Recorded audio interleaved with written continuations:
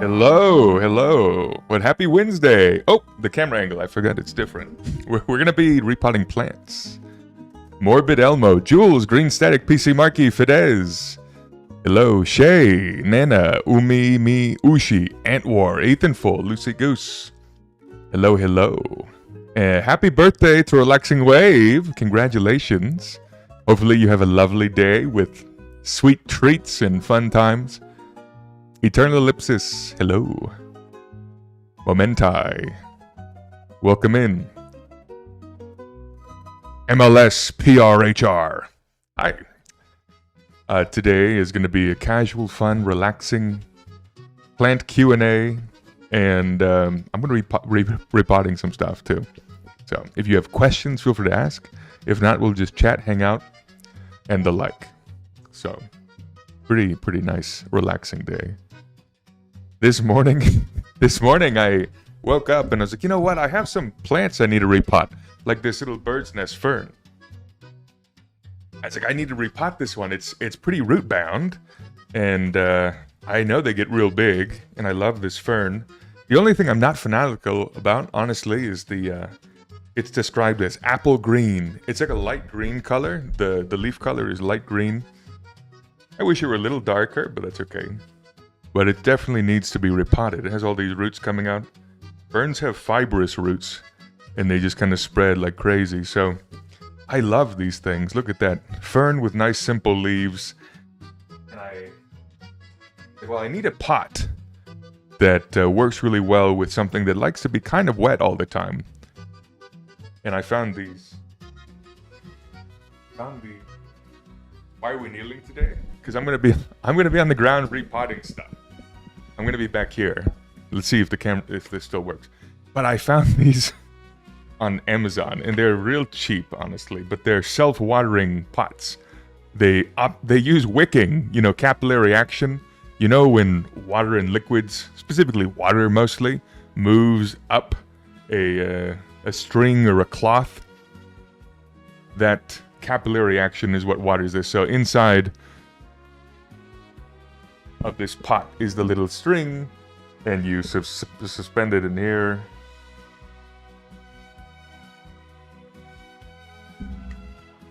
Capillary action is the best. My favorite fruit tree. Depends when you ask me, but I'm gonna say it's the mulberry. I love mulberries. It's my favorite temperate fruit. I guess, yeah, it depends where you ask me and if I can grow them. My favorite forageable fruit is mulberry. My favorite actual fruit is sapodilla. That's my favorite, but I don't really talk about that one because unless you're in southern Mexico or you're in Hawaii, most people don't know about that one. Zapote. I like that one a lot. Tastes like sweet caramel. But yeah. Delatour, hello. You love the setup. Very green. I know, yeah. Zia, we're gonna repot some stuff. Are these all temperate? These are all, these are mostly tropical, actually. The only thing that's not tropical, are these temporary? No, these are real. They're real and they're here right now. I guess they're temporary and that they're going back to their location in my apartment later. So I have this big colocasia is gonna stay.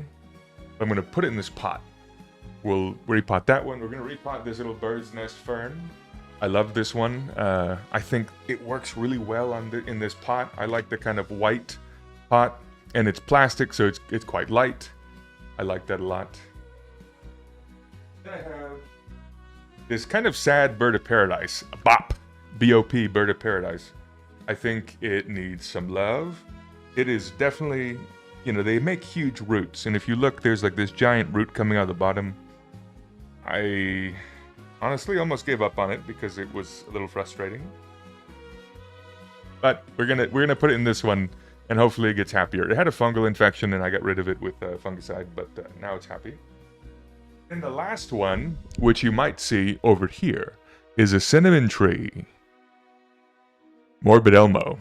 I answered your question as you were typing, really? Okay. I can read your mind. Elmo can read my... When I had my tonsils, it was easier to do that voice. Elmo can read your mind. Can you plant the bird of paradise directly in the sun? Yeah. So bird of paradise is native to Mediterranean climates of southern Africa. It had a fungal infection. Yeah, we got rid of it. We used a fungicide. Up here, I have a bunch of Tillandsia. They all got fungal infections. What am I going to do with that giant root at the bottom? I'm going to cut the pot. That's a really good question, actually. With these little plastic nursery pots, I'd rather keep the plant, honestly. So I'm going to cut the pot to make sure I don't cut this root. It's a semi-succulent root, and it's kind of critical for the success of this. Kermit impression? It's been a while since I've done impressions. Let me get back to it. Hi, my name's Elmo. What's your name? Hi, PC Marky. You know, Emma loves math. Anyway, Kermit. We haven't done Kermit in a while. God, that's disturbing. Whoa, hold on. It's disturbing. I don't think so. But yeah, we'll repot this one. This one is not a tropical plant, but it looks tropical. It's Mediterranean. But you can grow it in the tropics. And the last one is a cinnamon tree. Were some of those pots 3D printed? One of the vases is. I'll show you after I show you this. But the cinnamon tree is definitely root bound. It has roots sticking out of the bottom. Let me see. Can you see all these? There's like roots that have been snipped off. This thing really loves water. And so the self-watering pot, I think, will be good. The way that it's self-watering. Emma loves asbestos. Emma. So you have this basin in the bottom, and then you have this. It's quite porous. It has all these holes. You could strain your spaghetti in this, actually. I don't know if that'd be a good idea. Actually, I make a lot of spaghetti. That would work. I'm a little bit concerned about the number of holes. Oh, sorry about that. The number of holes. But I'm only planting things that love water. Bagut. So, cinnamon tree loves water. It consumes a ton of water. The bird of paradise is the only thing that might not love it. So we'll see. My regular speaking voice. Oh, so Zio, that little pot. It's good to see you, Zio. Sarracenia, be like drown that hoe. I know, right? You know what also likes being wet?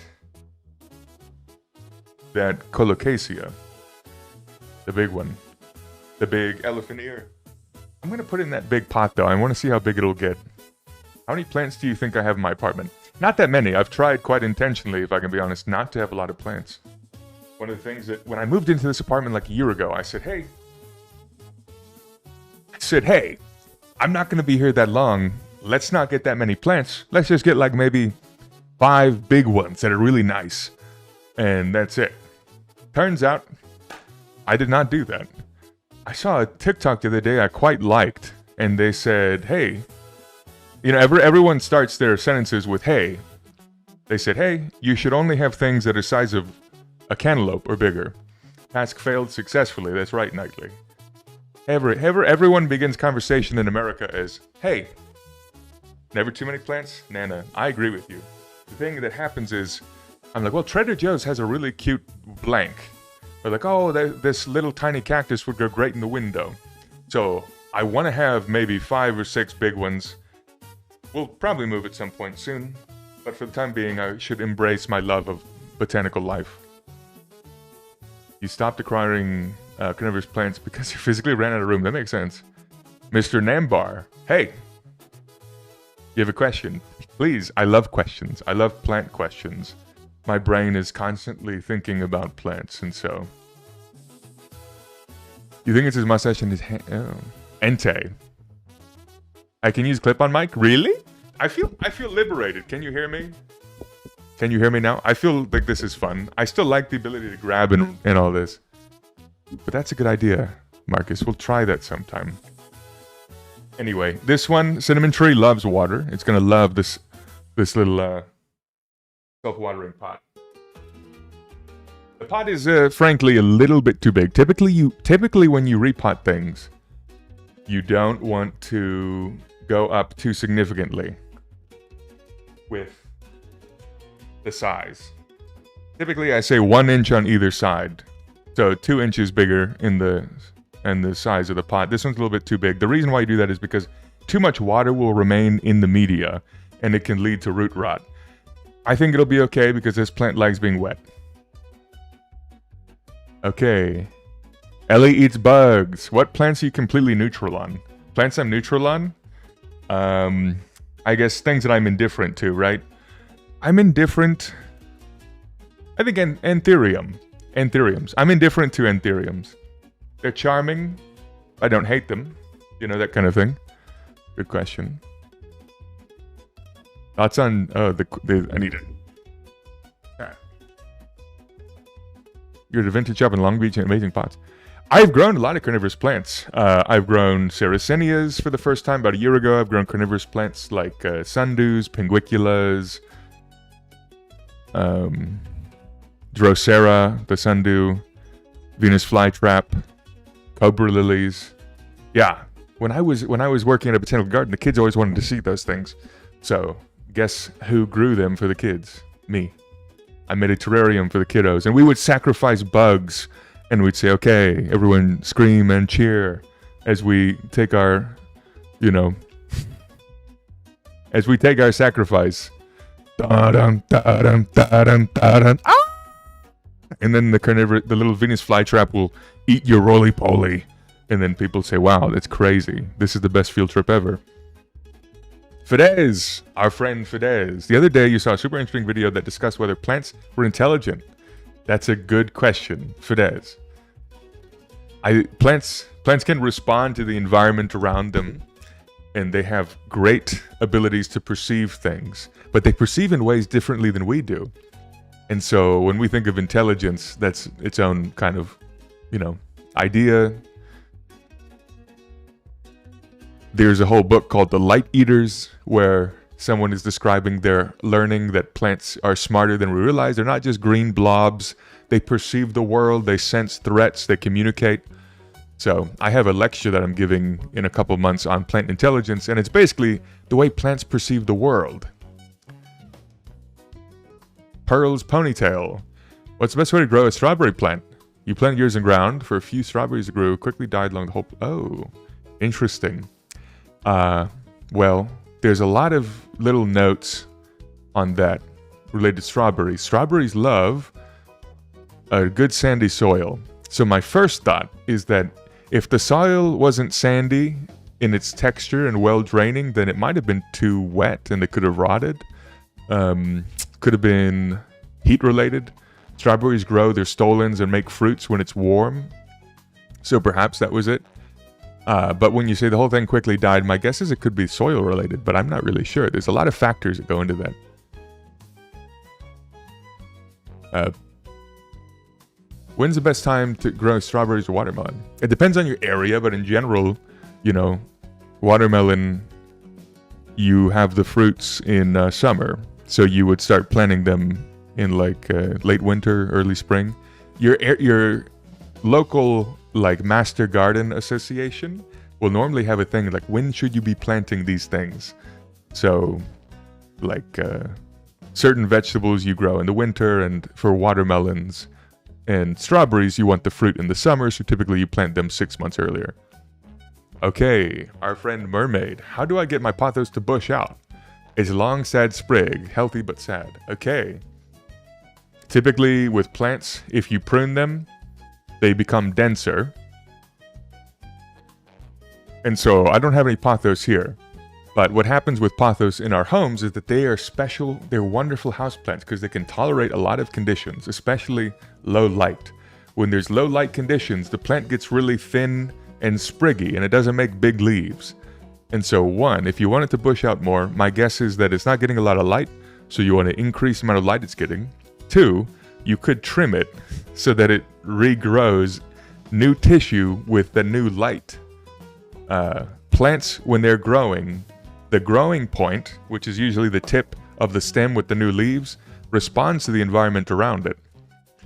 And so the new leaves growing from this cinnamon tree, which are these bright green ones, they're evolving, or they're adapting to the current conditions it's experienced.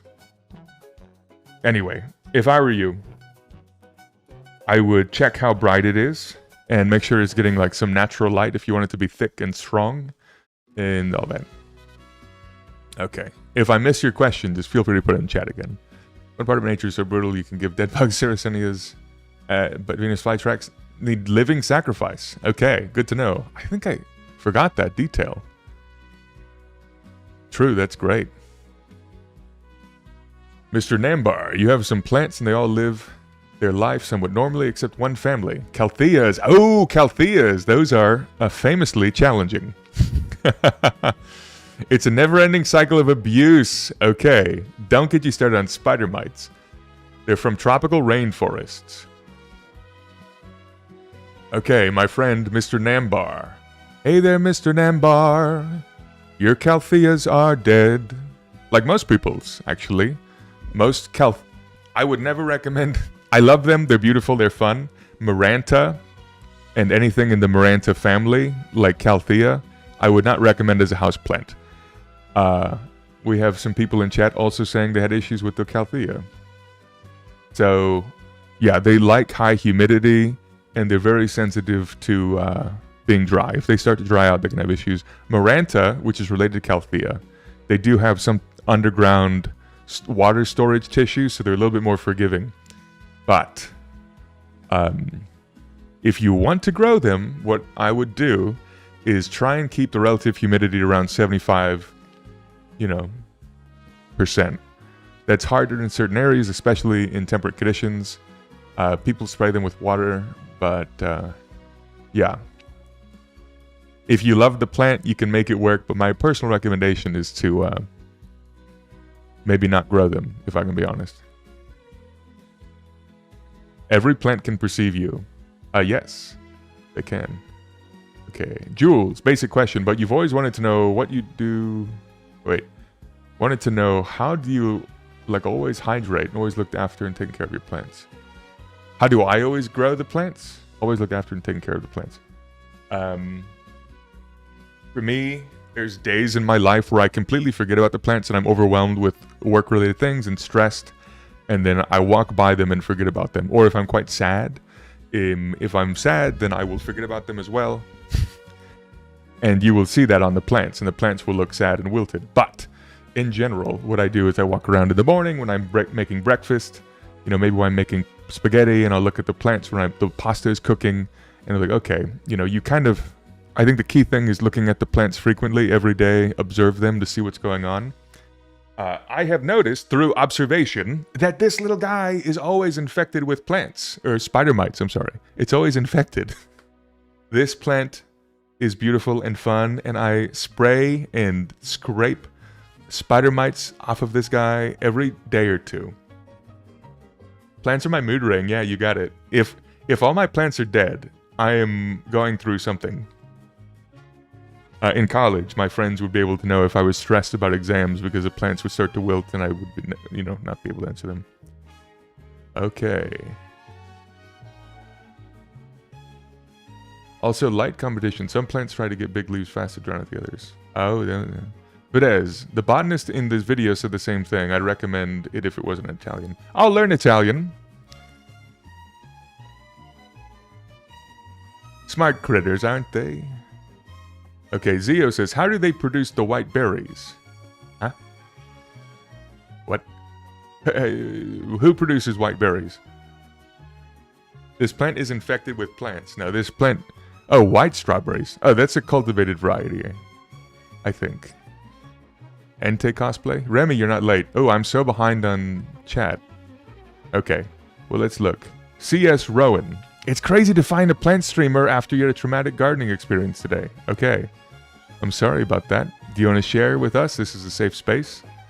I have gone through a lot of distress in the past maybe 3 months with pests, little bastards like spider mites and mealybugs and the other things like that. This plant is... I sprayed it this morning.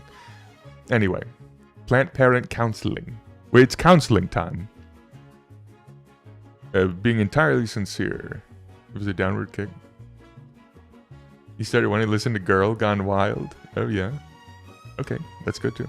A bird fell on your roof from a flower bed when you were watering today. It's a heat wave. And I think it just had enough. Oh my god. I'm so sorry about that. That would be really sad and terrifying. Dale said the pineberry. Is pineberry the white strawberry? I'm curious. I guess I have seen that. What is a spider mite? Let me pull it up on the computer. Hey computer! Make these spider mites gay! Let's see. A spider mite is a little piece of shit. No, it's an important part of the ecosystem. Silly Matthew, don't say that. Okay. Pineberries. Be nice. Yeah, I'm being nice. Spider mites are great when they're not on your plants. It's these little guys. They look like spiders, and often they make webs. They're kind of small, but you can see them with your bare eye. And this is... Oh, let's see. Okay. See this webbing? Get out the microscope. You can see them with your bare eye, actually. See the webbing over here? This is a very clear indicator of spider mites. They're called spider mites because of the web component.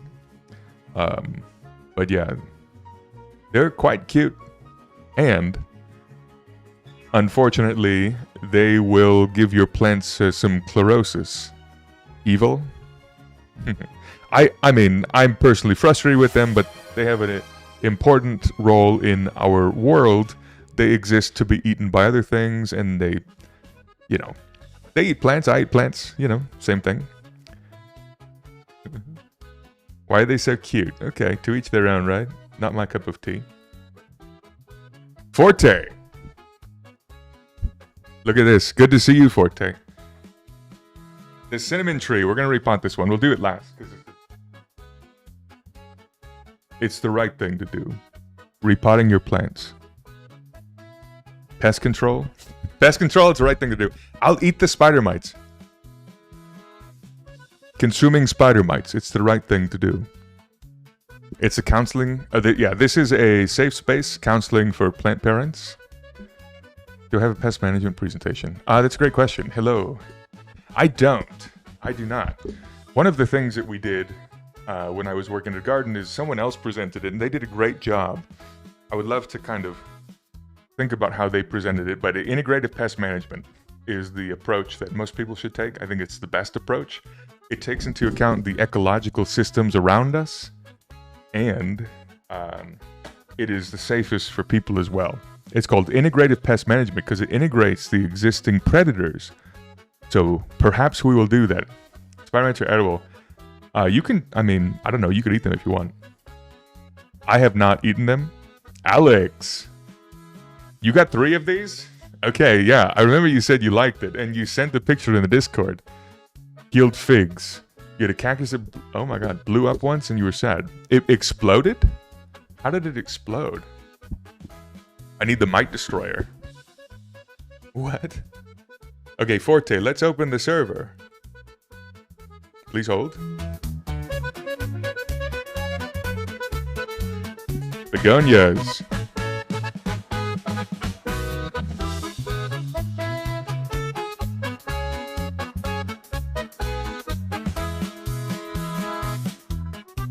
Olympian. It went kabloom.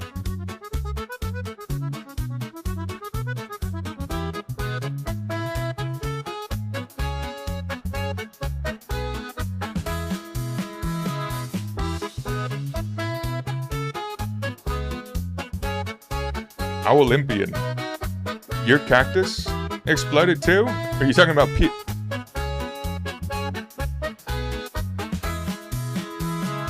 Okay. The server is opening right now, Forte. Okay, Duskborn, I'll look it up. I've never eaten a spider mite. Any advice? Morbid Elmo. I don't really grow begonias. I don't have any personal experience. Does anyone have experience growing begonias and how to help Morbid Elmo? I have one begonia, and I just kind of keep it in the shade, and I keep it wet. You're not saying use pesticides liberally, especially during flowering. Yeah. Indoors, I would use a systemic neonicotinoid. But why are there so many explosive succulents around? I've never seen a cactus explode. You think it drowned and it exploded? Oh, did it like the cactus itself was so full of water it ruptured its tissues? I've seen people do that with saguaro cactus, where the saguaro cactus it has like accordion-like ridges. When you look at it, let me show you if you haven't seen it.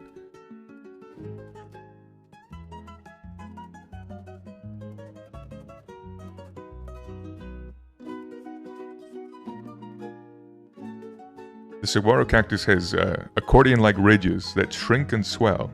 A ladybug event? We're not releasing bugs in this house, unfortunately, because I live in an apartment, so everyone around me would also suffer or benefit. See this saguaro? If you don't water them, the ridges get really deep, and then so they're like this, and when it rains, they absorb them and they soak up the water, and they shrink and swell. They adapt to the endemic forces. It blew up around the room. That's the most outrageous thing I've heard about a cactus. You mean bits of the cactus were all over the place? Cactus explode. Exploding? Oh shit. What? It must have been rotten or something.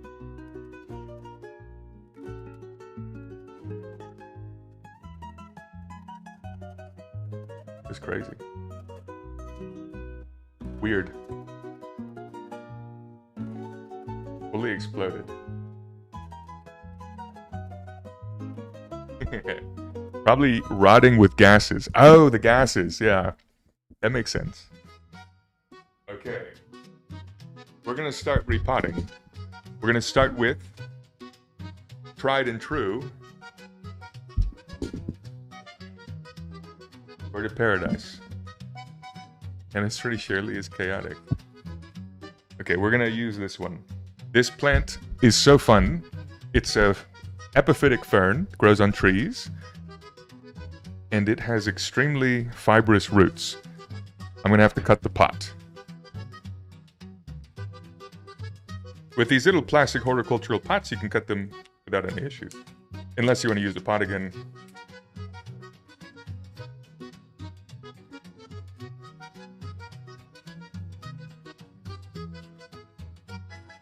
But yeah, it's extremely root bound. Basically the entire substrate at this point is just the roots of this plant.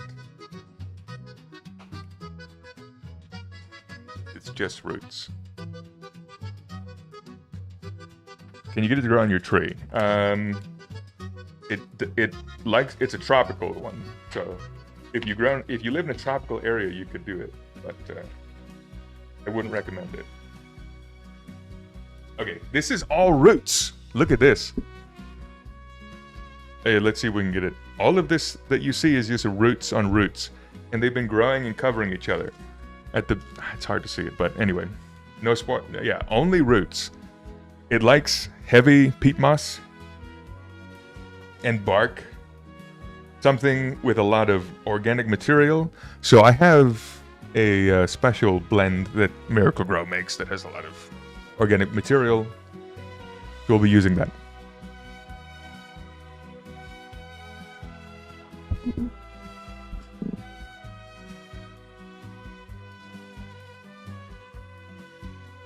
The toe roots.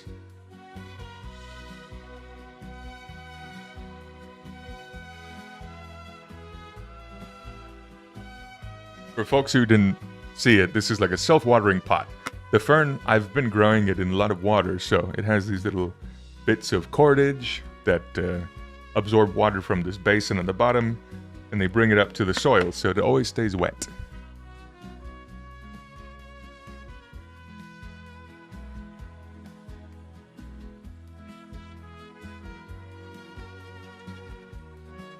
This particular blend of media has wood chips, peat moss, which is not sustainable, and I would recommend something else, but I have it now and I didn't realize it had peat moss in it.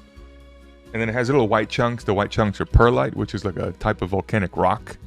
that allows for aeration, and it helps the plant not choke out. But this thing will eventually just cover all this in roots, which is the goal. That's what I'm rooting for.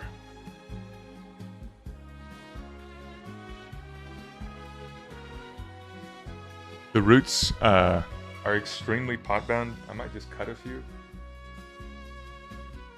so that they can start to regrow.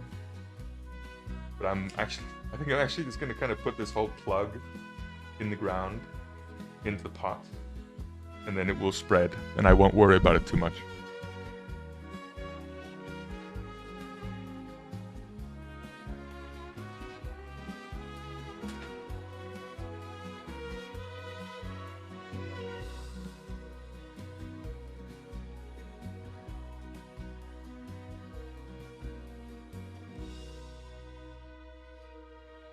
I have this like rug on the ground.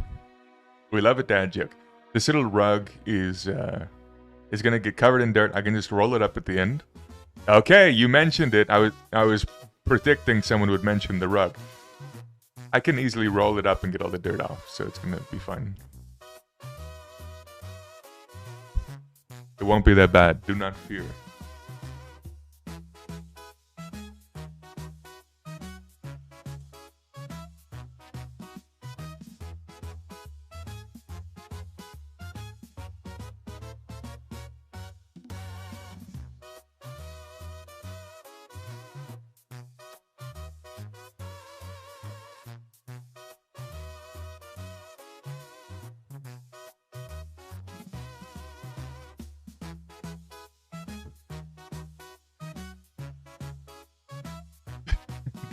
The annoying thing is that the rug is big, so it has a lot of surface area to cover. Used to use perlite in your carnivorous plant mixes, but they prefer a lot of sand. Use granitic sand. Look at that codex. You see the ant plant with its nice swollen stem? It's codex. A good caduciform. Oh, you use washed clay sand, really?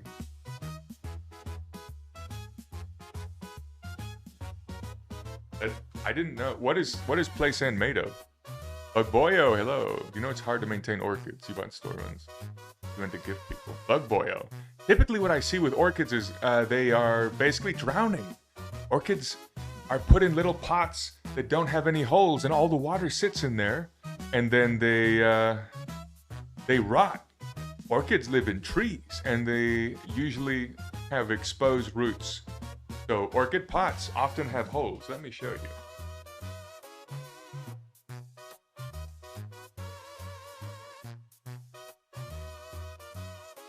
This orchid has a root coming out, and a lot of these pots have holes to allow for good aeration. You use bark mulch, like trees, like tree bark, and then you pot them in these. Often when you get them from the store, they're in these like little pots that look like this, very pretty and decorative and great for gifting, but they don't have any holes in the bottom. They hold water, and then they flood and drown. Is my vision good, or I'm reading off a TV? I have 2 monitors. I have 2 monitors, and I'm reading off a television. I do have 20/20 vision due to my contacts. They're roots, not stems. Orchids last so much longer when you keep the roots exposed and in humid areas. That's right. Frankie, I got you at work? Nice. I'm working too. Green Monkey on YouTube. Hello. You learned from the terrible experience. Oh. Okay, I'm gonna put this one back. I like to leave the little flower stems because you can swing the plants by it. They're so strong.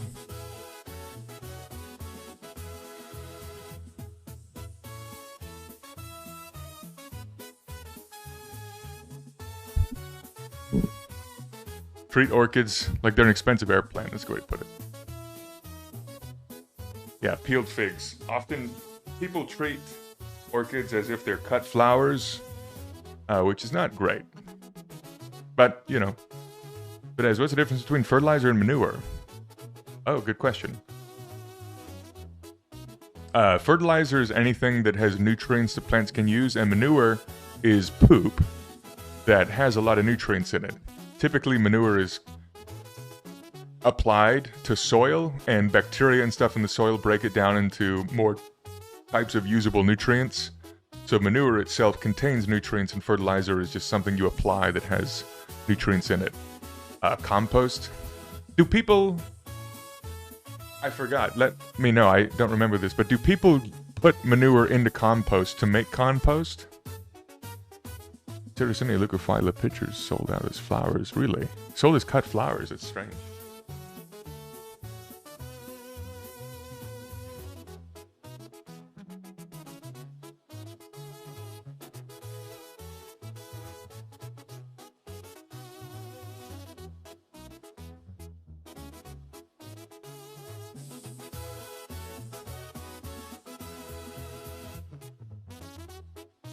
You don't think you add manure to compost? Okay, that makes sense. They can, but you think they add too much makes it hot. What should you use for houseplants? Fidesz. If I were you, I would keep it simple. And I would go to the store and buy fertilizer that says for houseplants or for indoor plants. That's what I would do if I were you. It would make it easier.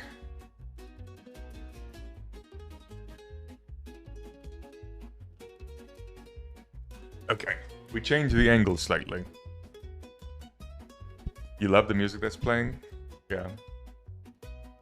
It is Norteño Nintendo music. The reason for that. Bioluminescence figure. Frankie says, I know there might be an answer, but are there any bioluminescent flowers or shrubs? Not naturally occurring. There's the petunia. There's a company that engineered some petunias to be bioluminescent. They added luciferin, which is the compound that when the enzyme luciferase interacts with it, it releases light, and that's the one that's in fireflies.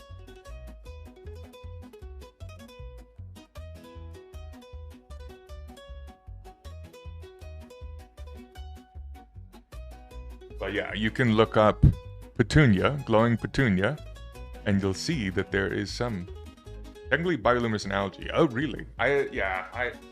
Green algae is technically. I always begrudgingly accept that. Is there any green algae that is bioluminescent? I don't think so. I know that there's dinoflagellates, which I don't think are green algae.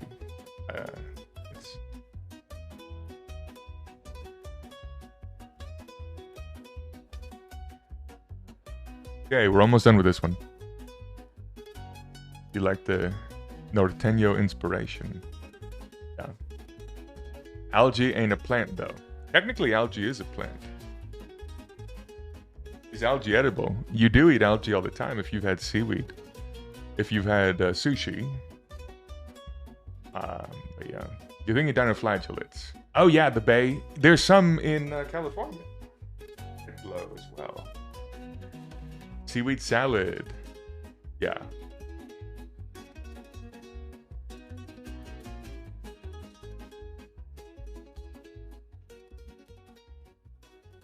You can eat seaweed. Tamales Bay.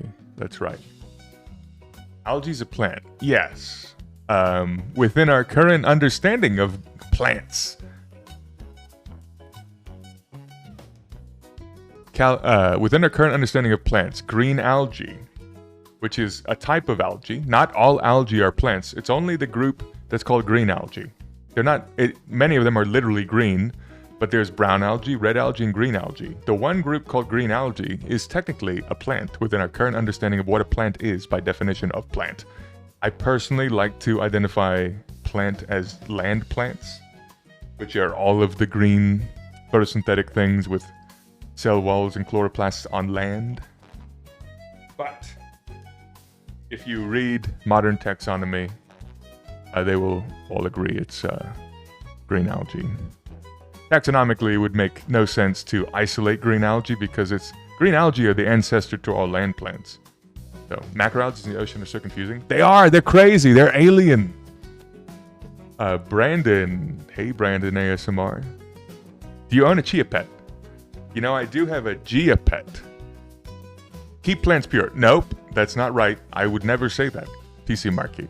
I'm a fan of introgression. I'm a fan of breeding the species. I'm a fan of intermixing. I'm a fan of hybrid vigor. Heterosis. We have a Gia pet. Gia. She's a dog. And she's got the mind of a 3-year-old. I think that is the case. Isn't it true that all French bulldogs basically have the intellect of a 3-year-old? They're super smart, but they're not that smart. Okay, Alex, take care. Oh, it's officially your birthday. Okay, we've had 2 birthdays today. Congratulations. You have anything fun planned for tomorrow? Alex, have a good night and happy birthday!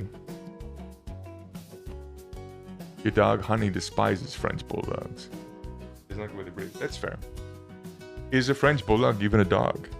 That's the real question. Yeah, let's get some happy birthdays for Relaxing Wave and Alex. The double birthday.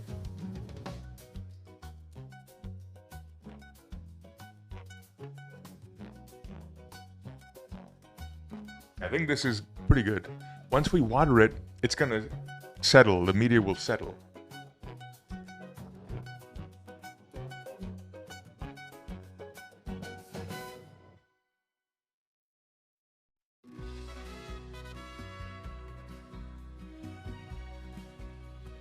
The one bad thing about these peat moss heavy mixes is that they're super hydrophobic. I'm gonna have to put this in the shower later. Oh, yeah, this one is good.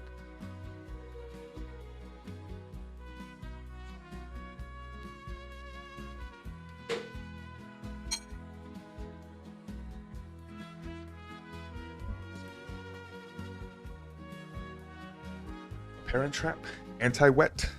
We're trying to get wet.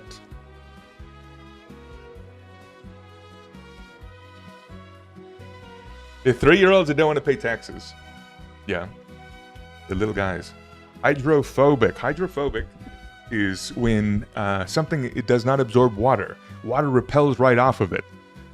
So hydrophilic means it absorbs a lot of water. Hydrophobic means it doesn't absorb water.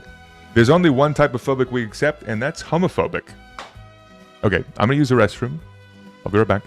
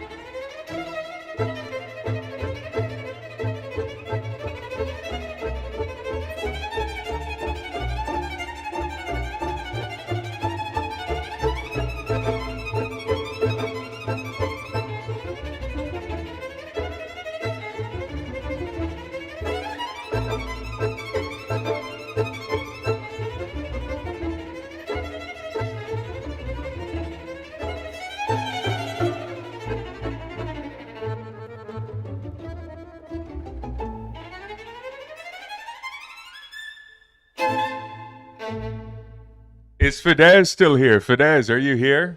I'm the one playing Flight of the Bumblebees. Fidesz, I didn't really answer your question earlier about fertilizer. This is what we have in the United States, and this is, I think, the best, easiest fertilizer for anyone to use. Okay, Fidesz, you're here, our friend. In the US, we have this one called Osmocote. It's little pellets. Basically, what you do is you take off the cap, and you, fill it up, and you put 1 or 2 capfuls in there every 6 months, and you just water it. You kind of bury these in. They're really good. Easy. I love the smell. Smells like my childhood. Major news, everyone. There's going to be a bug-catching net emoji soon. Okay, good morning. You have one at home. Your father used it for tomatoes. Okay, yeah, use this one for your house plants. Is it good for any plant? It's super generalized. Morbid Elmo, this is super generalized. So you could use it for most anything. It has a ton of different nutrients, but none of them in really high amounts. So it won't burn a plant. It even says no burn pledge. Sometimes plants can get burned by too much of a specific nutrient. Hydrate, thanks.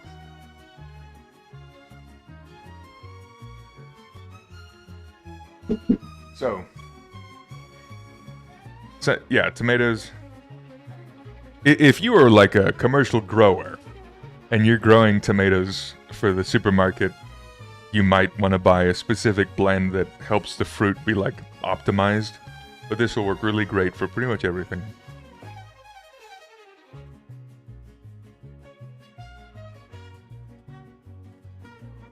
There is one note. Okay, I'll read the one note.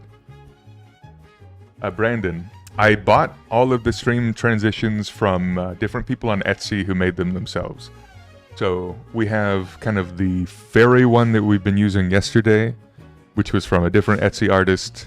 I didn't commission them, but you can buy them from them on Etsy. You use Flora Grow. Oh yeah, I'll have to look it up. Flora Nova. Phosphorus for flying tomatoes, if you remember right. Nice. You identify as an optimal fruit. Oh yeah, Osmocote is good, but the fertilizer capsules are last practically forever. JP Charisma, that's a great point. They don't really break down. This is one note I will say, which is important. If you have ruminant animals consuming the plants that you grow with Osmocote, you should not be using Osmocote because it says, this fertilizer contains molybdenum. This fertilizer, if applied to forage crops that are eaten by ruminant animals, are toxic. Basically, ruminant animals cannot eat a lot of molybdenum, and this has a lot of molybdenum in it. Molybdenum is good for certain plants. Anyway, you identify as a superfruit. Oh yeah? Like a blueberry? You know the whole marketing scam where they said blueberries are superfoods and acai is a superfruit?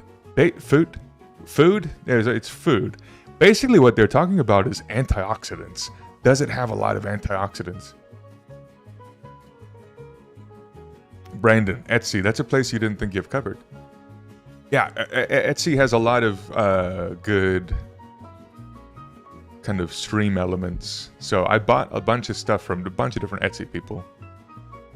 And blueberries are pain to grow. Do you grow them out in Georgia? You're in southern Georgia, right? Northern Florida? Georgia.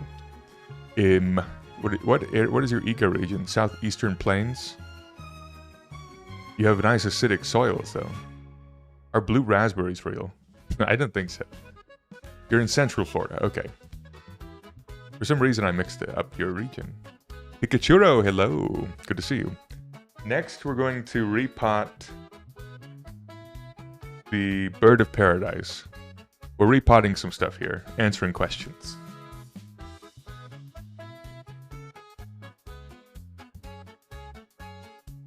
I was worried. Levi, hi. Welcome in. I was worried about these pots because they have a lot of holes and the dirt is going through because the soil is quite fine. That's okay.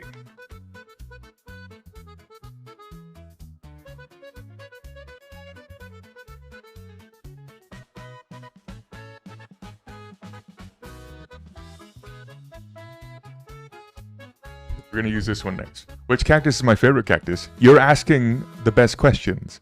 My favorite cactus is the genus. I'm going to say a whole genus called Phaerocactus.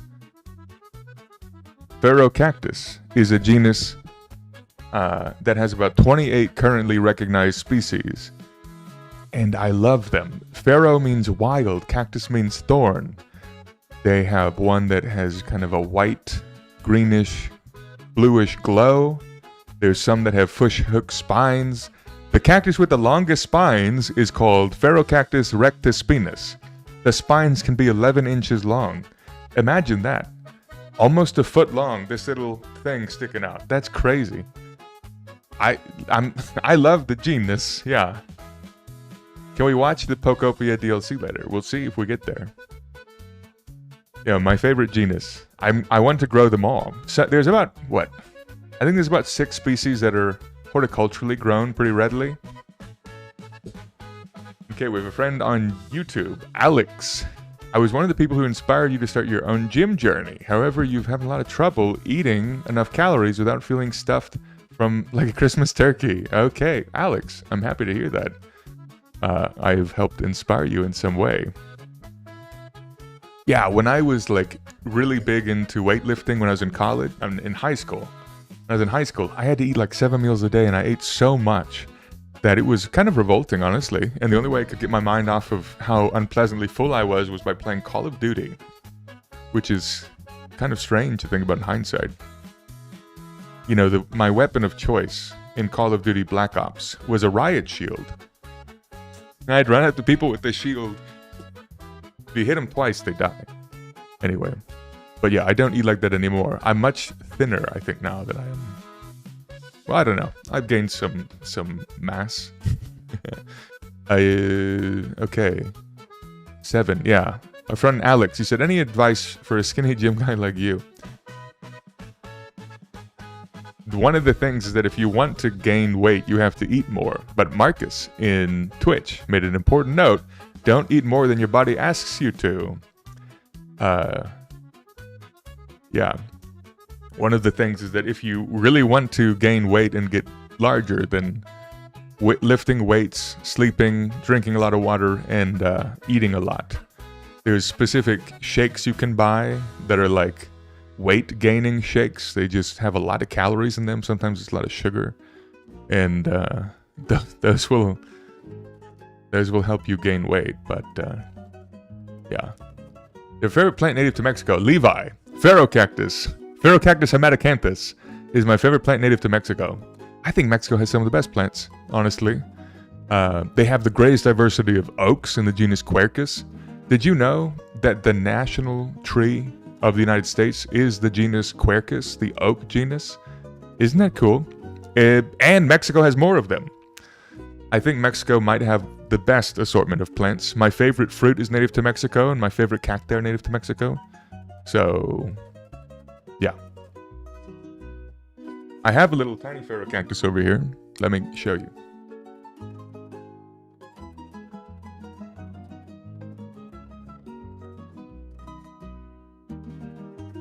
Let's take a trip to Mexico. Ferrocactus. I think it says Stanzii. I think it's been reclassified. I just got a little one because I love them so much. Beautiful red color on the spines. They are just gorgeous morphology. The flowers are beautiful. Marcus says, your body is a reflection of the environment and the conditions you put it into. Put it in kind places. That's right.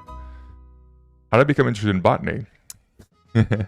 When I was a kid, I was seeing the plants in my grandparents' yard. We'd go visit my grandparents in Houston, which is about 2-3 hours away from where I lived. And it was really phenomenal to see all these big, lush, tropical plants in their yard. And I got really into it. Then my parents were like, we need to get him into a camp at a botanical garden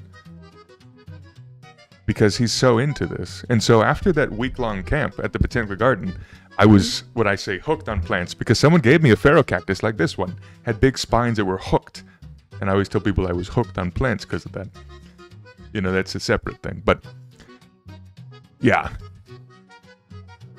So, Star Wars Fish Wars on YouTube says, how do you work as a botanist? What I do is, what I used to do actually, was I was an educator at a botanical garden. So I'm a botanist who focuses on helping people understand and appreciate the plants in our world. And I was a director of education, so I created classes and field trip activities, led field trips, organized educational activities and things like that to highlight the diversity of plants and how they're used in our world and how animals depend on them and all that. Now, I'm like an independent educator focusing on botany. So I teach people in classes across the country and work with companies that I think are doing the right thing, growing and teaching I teach in bars. I live stream, things like that. Making little TikTok videos. TikTok videos about how pollen is actually not sperm. So, yeah. Cat pupils dilate. Shiny Juanito, your favorite cactus you're happily growing is, Strophocactus wittii. I don't know that genus. It's the only cactus with adaptations to wet environments. Really? Flooding? Okay. Juanito, we're going to look this up right now. Strophocactus. Strophocactus? Ooh. Cool. Botany in a Day is a good book. Yeah. All right. Okay, I'm trying to copy and paste this from Juanito.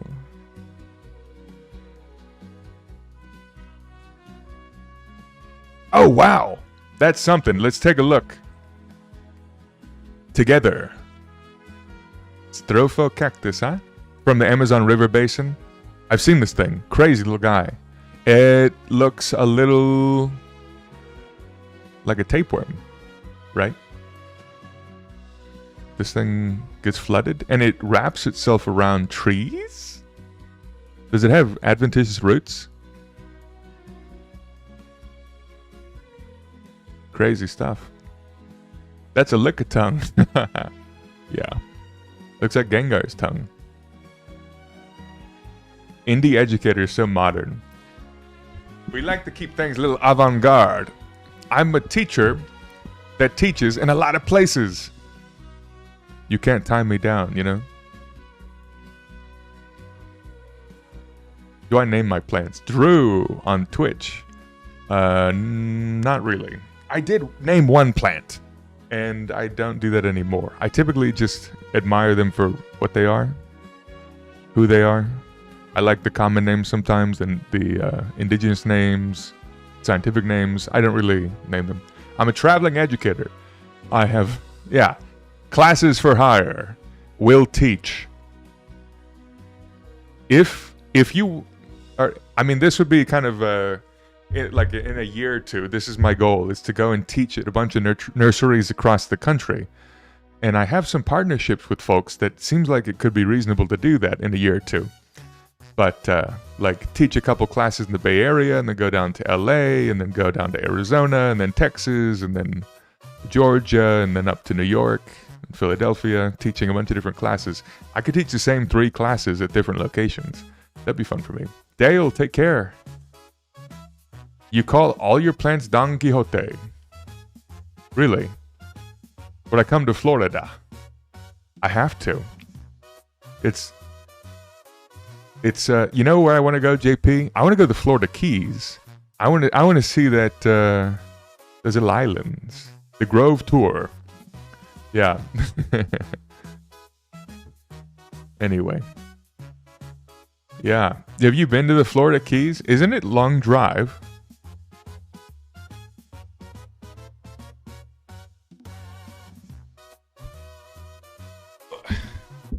What about Vegas? Vegas is on the way.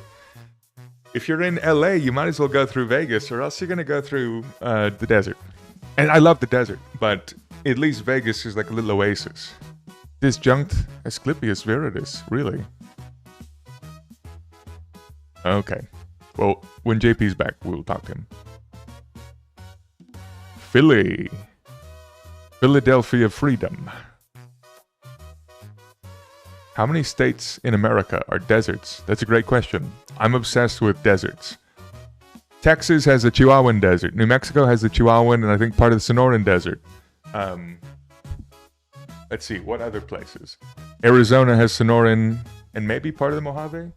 The Great Basin Desert is in Nevada, and it might also be in Utah and Idaho. I'm going to say we're at 1 point for that. England does not have any deserts. Spain has a tiny section that I would call a desert. Many people wouldn't, but I think it qualifies. And then California has the Mojave and the Sonoran Desert. You know, saguaro cactus is native to Arizona and California. So 6 states in the U.S. But yeah, the desert, a true desert, is related to the rainfall and being warm. Adam Times, hello, good to see you. Okay, JP, you're back. I was gonna say, the Asclepias, that's your milkweed. There's a disjunct populations of milkweed on those little tiny islands. Okay, well, welcome in, folks who are jumping in now. We are going to be repotting the bird of paradise. It has 2 leaves. We want it to have more, so we're going to give it more room to grow. That way, it'll be happier. The Tabernas Desert, is that the one in Spain? Asclepias viridis. Interesting. Okay. Well, you've been to the Keys. I think it'd be fun to see the Keys. I love a good tropical environment. The deserts, the Mediterranean, and the tropics, my favorite. Unfortunately, I'm not a huge fan of a continental ecosystem. South Carolina Tiger 89. Come to South Carolina. I would love to. You know, I would love to go to North Carolina as well. I want to visit Gaston County. I want to visit Gastonia. That is my real name, by the way. Okay. Next plant we're repotting. This guy.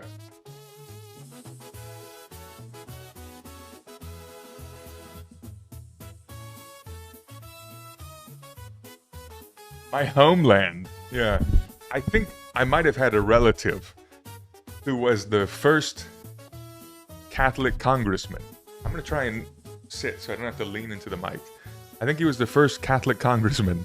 You're in Raleigh, North Carolina. I think the Carolinas are kind of fun. Well, I love Georgia. I've been to Georgia once and I was blown away by the trees. It was trending. It was trending on Twitter, I think like a month or 2 ago, when people realized Atlanta is in a forest. People were getting aerial shots of Atlanta. It's like, yeah, the first time I'd ever seen big trees was in Atlanta. Because I'm from Texas, where the oak trees get 15 feet tall total. You know? And then I went to Atlanta, and there's pine trees galore. I'd never seen so many trees so big and so dense. And everyone had mansions in the... I don't know. I like Atlanta. Good place. Have I been to Gastown? Never heard of it. XR Tech. You're in Raleigh. Nice. You're going to scout camp this weekend. See you in a couple weeks. Okay, Fidesz. You're going to head out for the day and maybe for a couple weeks. Or when you get back. I'm looking forward to hearing about those plants you see. Are you going to be in part of, are you going to be in the wilderness of Italy? What part?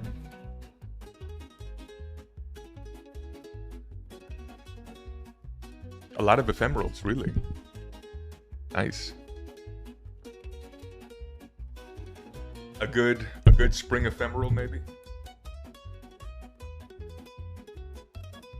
This plant has huge roots in the pot, so I'm going to cut the pot.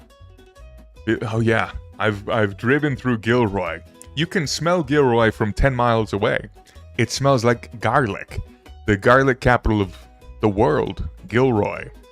Every time I hear the word Gilroy, I think of like a supervillain. You'll be in the Tuscan Mountains. Oh my goodness. Okay, well, take care.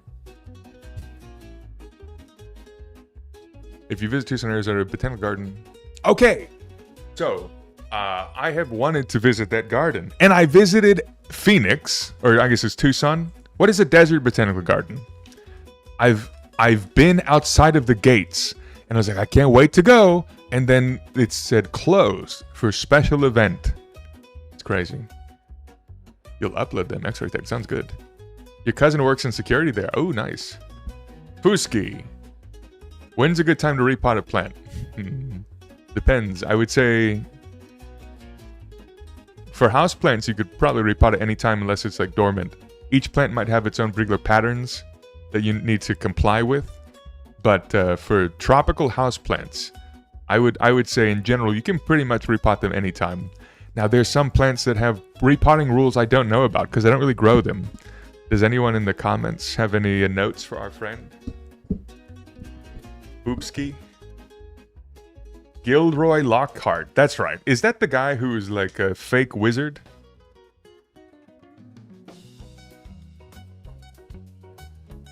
Okay, we're getting it.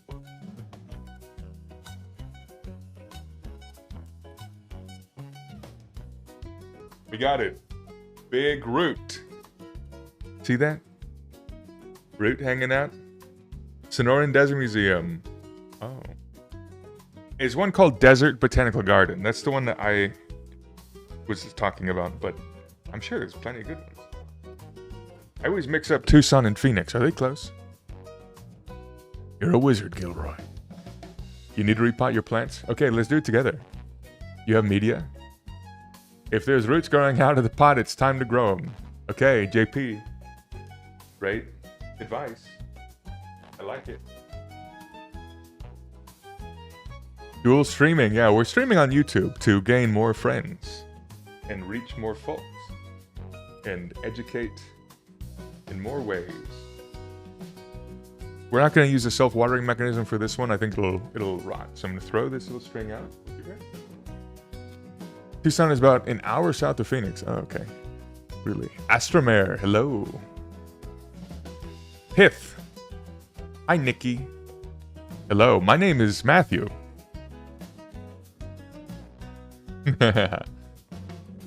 Our favorite male presenting poison ivy. There we go. You just found your spider plant has roots sticking out. Time to repot that guy. When you repot it, take photos of the roots and share it with people. Because they're going to be like, wow, I didn't know spider plant had crazy roots like that. You ever seen spider plant roots? They're thick. They're thick. They're crazy. What about Monstera? Yeah, whatever you want. Monstera is a classic kind of safe tropical plant. You could repot anytime you want.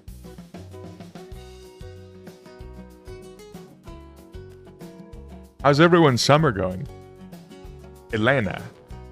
Oh, hold on. You hate the pine trees? Wait, whoa. What's your beef with your beautiful endemic pines? We're gonna water a plant.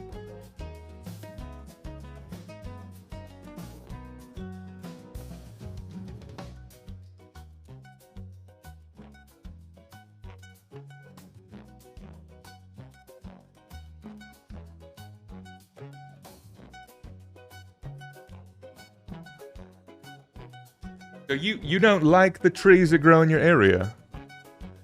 Oh, the pollen. Okay, no other explanation required. I get it. The pollen must be insane.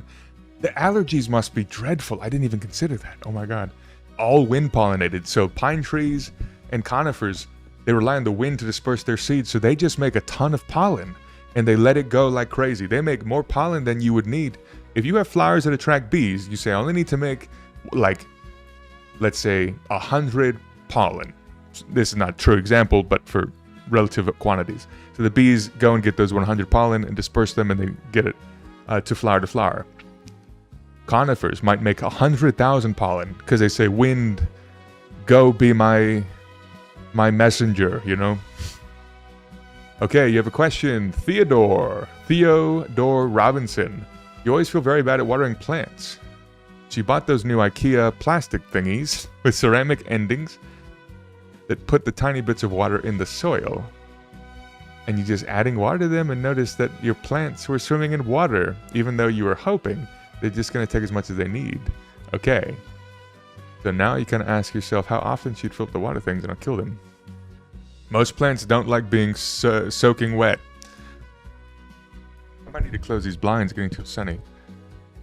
Most plants don't like being super wet, and so they will get upset.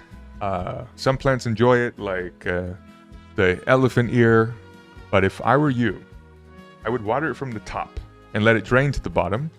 Your pot doesn't have holes, does it? Right? If your pot doesn't have holes, like this one doesn't have holes, but it has a little basin in the bottom. Okay, you have a dragon palm tree, take just enough moisture and the others don't drink it quick enough. What I would do is water from the top, actually. And then you might have like a basin in the bottom and drain that. Saracenites love wet feet, yeah. There's some plants that do, but that Dracaena, you probably have Dracaena marginata, the dragon palm, or the dragon tree. Those things don't like being too wet. So what I would do is I'd water it from the top until it drains out the bottom, and then wait until it dries out entirely. Don't water it at all. I wouldn't even use the self-watering mechanism if I were you, because that plant is really sensitive. It'll rot quickly. Once the first 2 inches of water are gone, and the first 2 inches of the soil on top are dry, then water it again. Dracaena is something, and she's doing amazing. The water is literally drained. Okay. Yeah. Yeah, with those plants, they're not fans of being too wet. So I would water them from the top, make sure they drain at the bottom. And only water it when the top 2 inches are dry. Your pothos is drinking like crazy, but some others didn't like the self-watering. Okay, makes sense. Yeah, you could grow pothos in water entirely and it would be quite happy. Theodore Robinson, that's a good name by the way. Your Monstera hated it, okay. You learn something every day. Have ever burned my Sarracenia? What do you mean? True, do you have any things? Cork comes from a specific bark, yeah. Okay, Duskborn. You visited the San Diego Botanical Gardens and you learned that cork comes from, drumroll, the cork oak.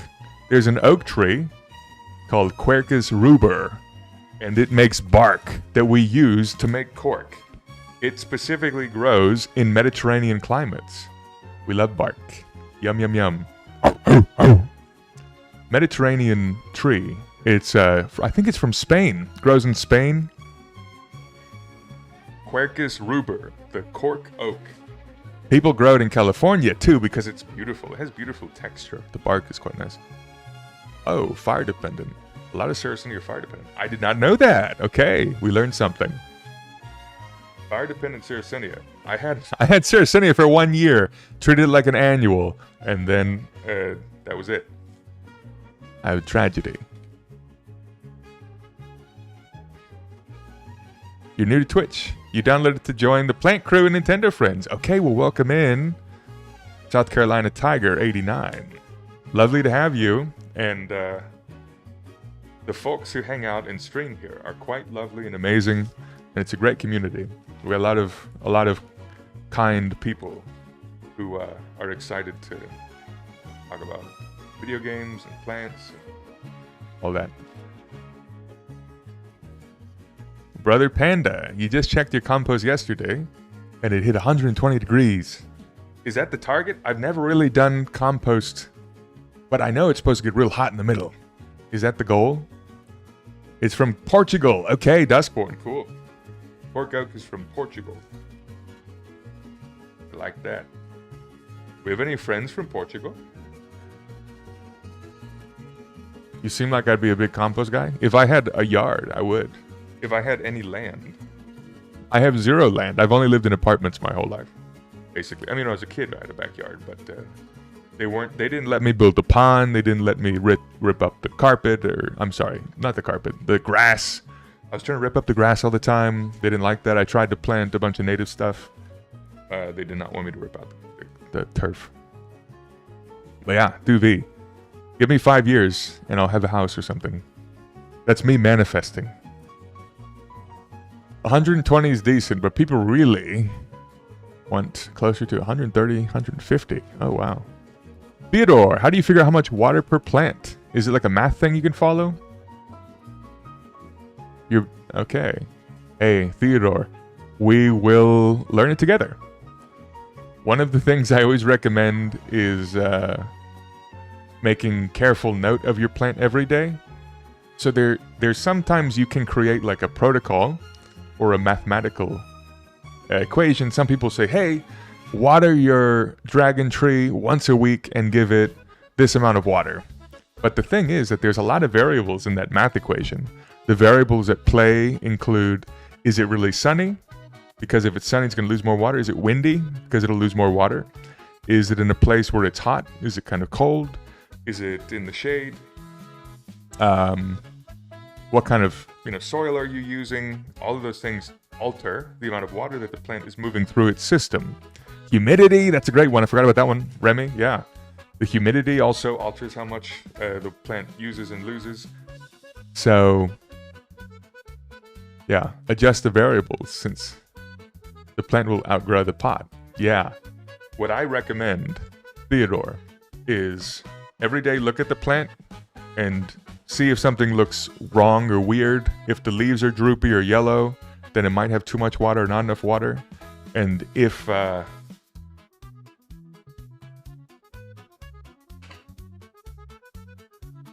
everything looks okay, then keep doing what you're doing. But for certain plants, they might like being in more water. I'd recommend looking up each plant separately. So like, look up your dragon tree, your Dracaena, and say water requirements for Dracaena marginata. And they will say, hey, water it once a week or when the soil is dry on top.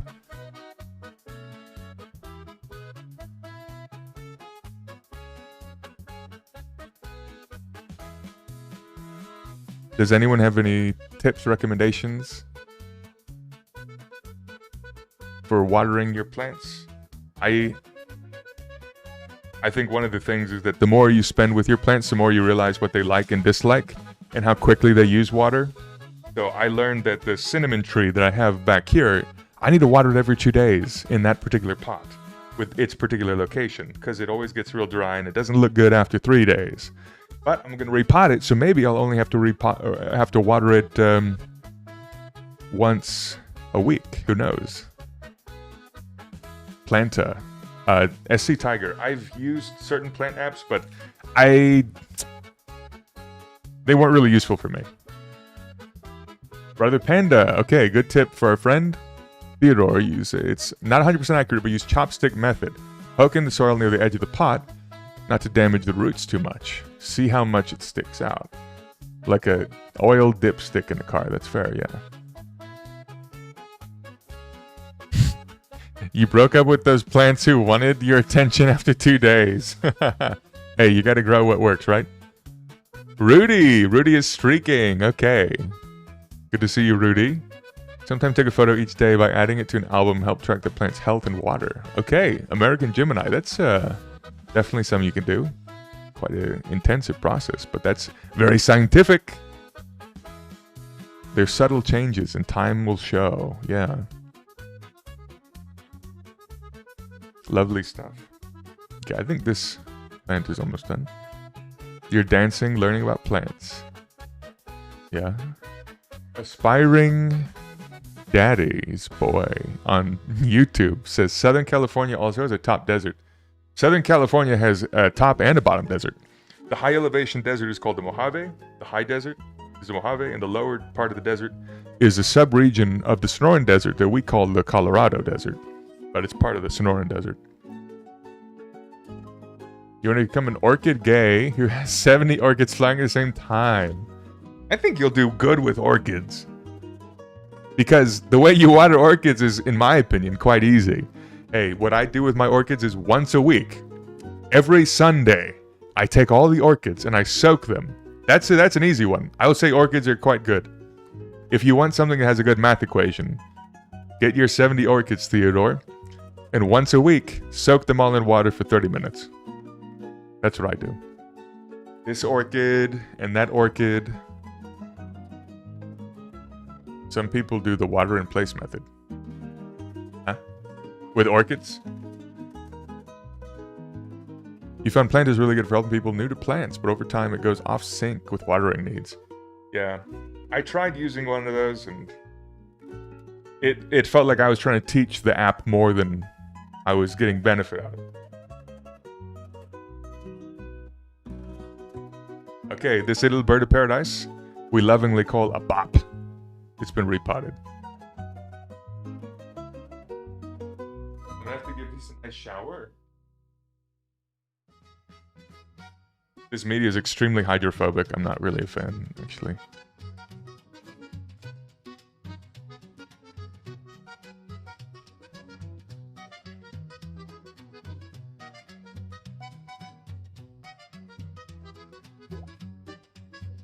It's a little too bright in here. Sexy plant juice spray. Eh? I don't know what that is. I do use Captain Jack's Insecticidal Super Soap by Bonide.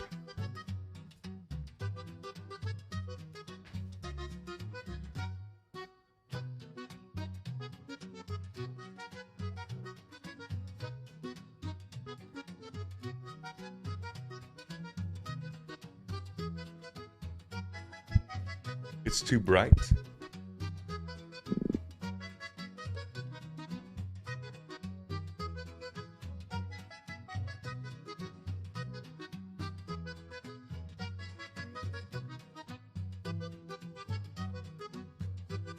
Yoban, hello. We'll open up the server here. Blossom effect uses on her plants. Interesting. Cool.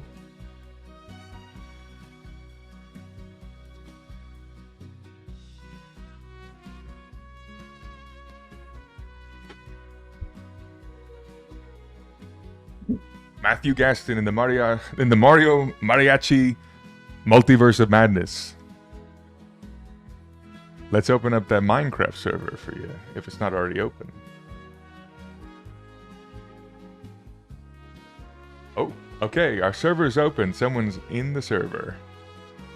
Yoban, good to see you. From 0 to Mabantis, how Mabantis are we feeling? How pregnant are we feeling? I'm gonna say 0%. I'm not feeling pregnant. It's either 0 or 1. And I'm 0. What do I know about Bougainvillea? Turtwig, our friend on YouTube. What do I know about Bougainvillea? I love Bougainvillea. Little plant from Mexico. Every Greek restaurant has a mural of a Bougainvillea. I think they're quite charming. They have beautiful bracts. There's a lot of cultivated varieties. Yeah. I had one as a kid that was really impactful for me. And we got another one, and my mom's growing it. So, yeah. What I think the most hardcore plant is? Bug boyo. Hardcore? What do you mean by hardcore? You mean hard to grow? Or like crazy plant?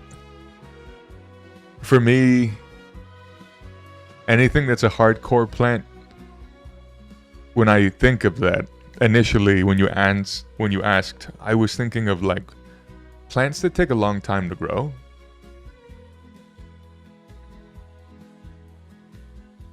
So there's certain like palm trees that take like 2 years to germinate. Cycads take forever to germinate. I think for me, people who grow the plants that take forever to germinate are the ones that are hardcore. So like, you have a pot that has a seed in it that takes 2 years to grow. That's hardcore. Theodore, you live in tiny Berlin apartment with a cat and a boyfriend. Sadly, one of us has to move out before you add the compost bin. Oh yeah. Yeah. Any updates on projects working with plant conservation? Right now, the most that I'm doing with plant conservation is teaching people about the importance of planting appropriate native species.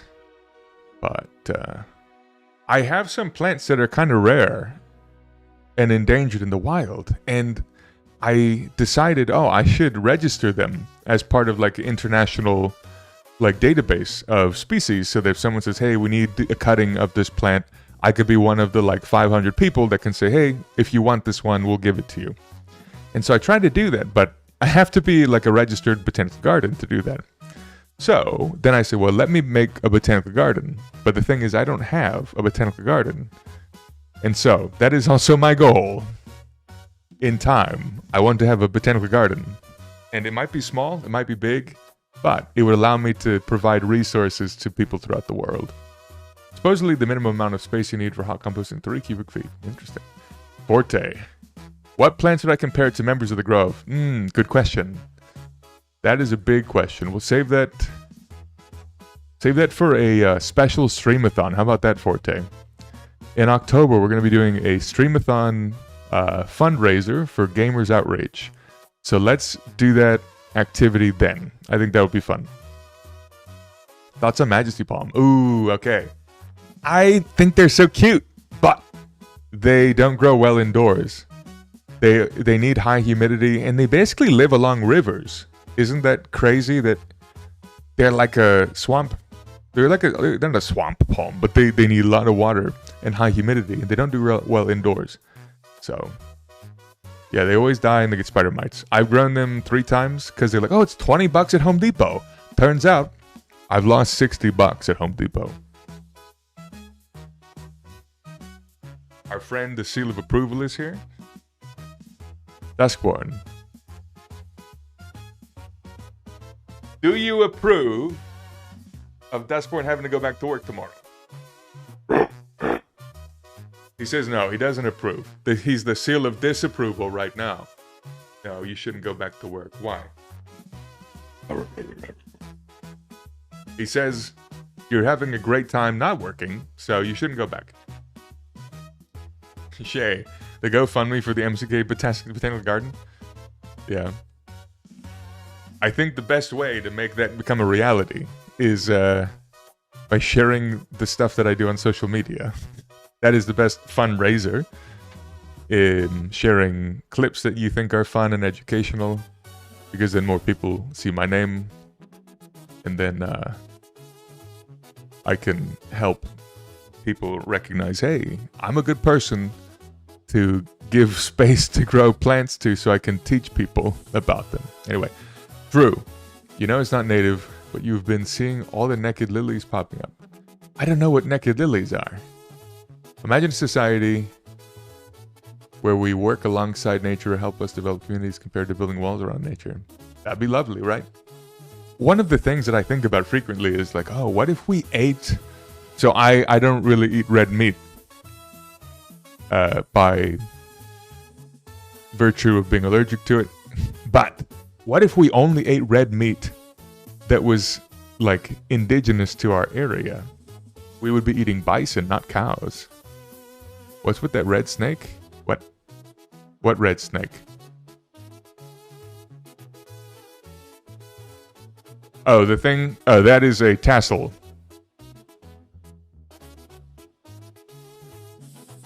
For people who live in tropical areas, specifically Hawaii, this book is the Bible of tropical horticultural plants, a tropical garden flora.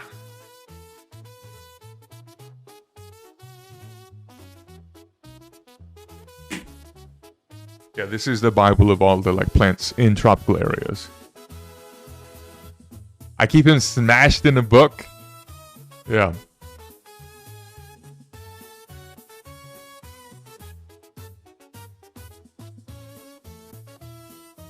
Okay, our next plant. We're gonna do the cinnamon tree. This is the cinnamon that we eat.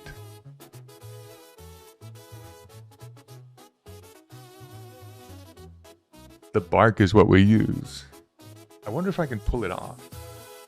Like rip it out.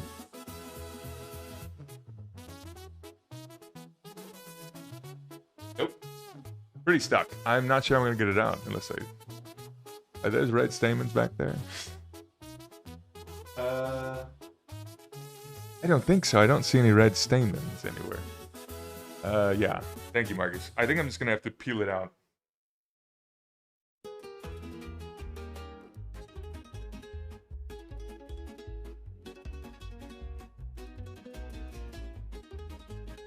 Oh, it has really big roots.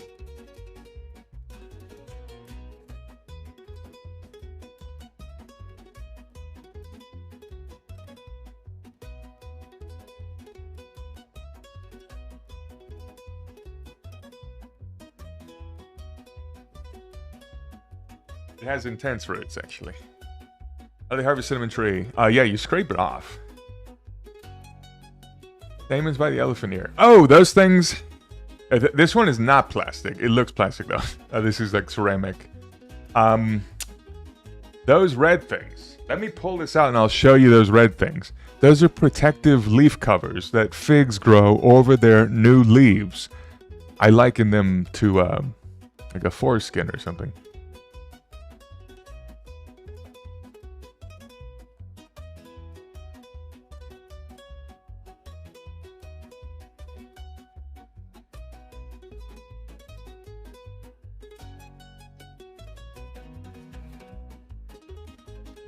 This thing really.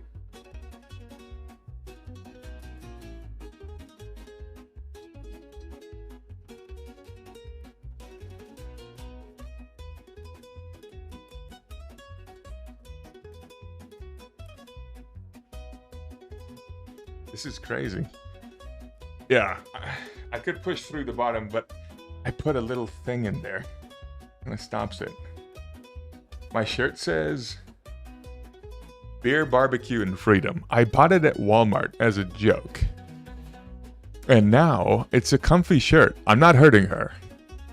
Britta from New York. The roots can regrow just like the shoots. You can prune roots.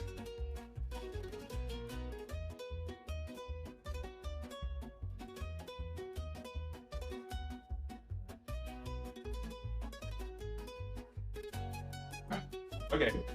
Ta-da! We did it! It definitely needs to be repotted. Genuine question. Can a rose plant be propagated from rose hips? Rose hips are the fruit.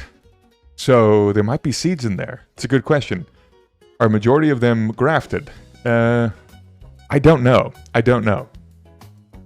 really don't know. Do we need to separate the roots? Yeah. We'll do that. What I will do is I will prune the roots with the scissors. They're extremely dense. I'm going to actually cut some of them. They don't break off. I have my trash can. I could just put this in here and it would spread and grow, and that would be easy. I think it'll be a little bit more vigorous if I cut them. But we'll do that in a second. Dustborn saw the little red things. What are the names? Can someone look it up? There's like a name for the structure. It's like a protective tissue of the emerging leaves on figs. If we could have someone double check that.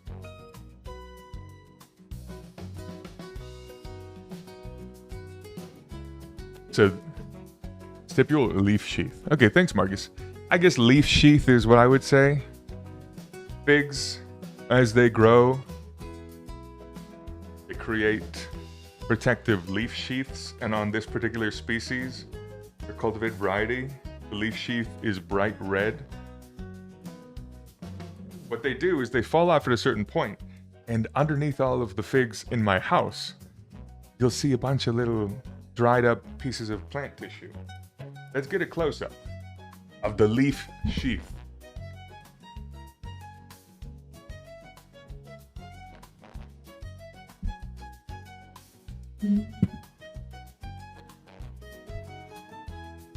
Okay, everyone's seeing this live.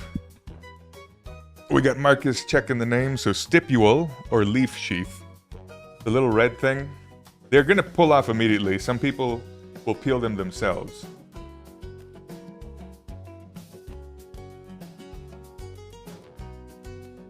That one did not come off clean. Boom. Perfect. Are other plants not intact? Huh? Beer, barbecue, and green monkey. Monkey! I like monkeys a lot. When I was a kid, I was obsessed with monkeys. They have criteria to look for when repotting. Princess pronouns. Trim or not trim the roots. Certain species do really well with trimming the roots. Like when I worked at a botanical garden, we would always heavily prune the roots of conifers because they grow back really well. In general, you can cut off. What we would actually do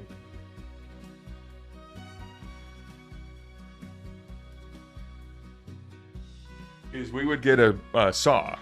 If we saw this, if we visualize this, what we would do with the saw is cut off this like bottom layer of matted roots. This whole thing back here just crumbles when I touch it. But we would cut that. And the roots have meristems just like the top. It actually smells amazing. I need to go have Marcus smell this. This is a cinnamon tree and the roots smell like cinnamon. Please hold.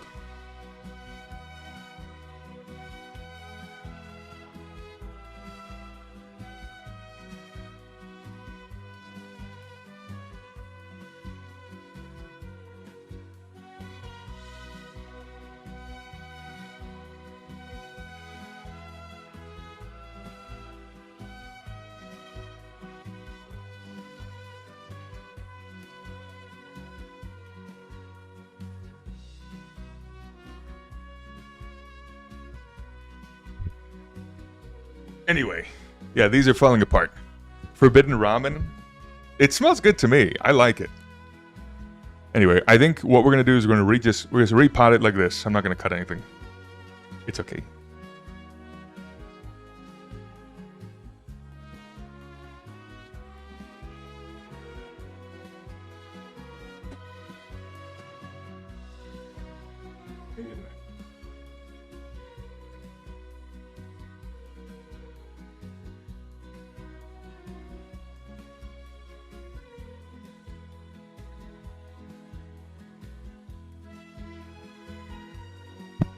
These roots are kind of crazy.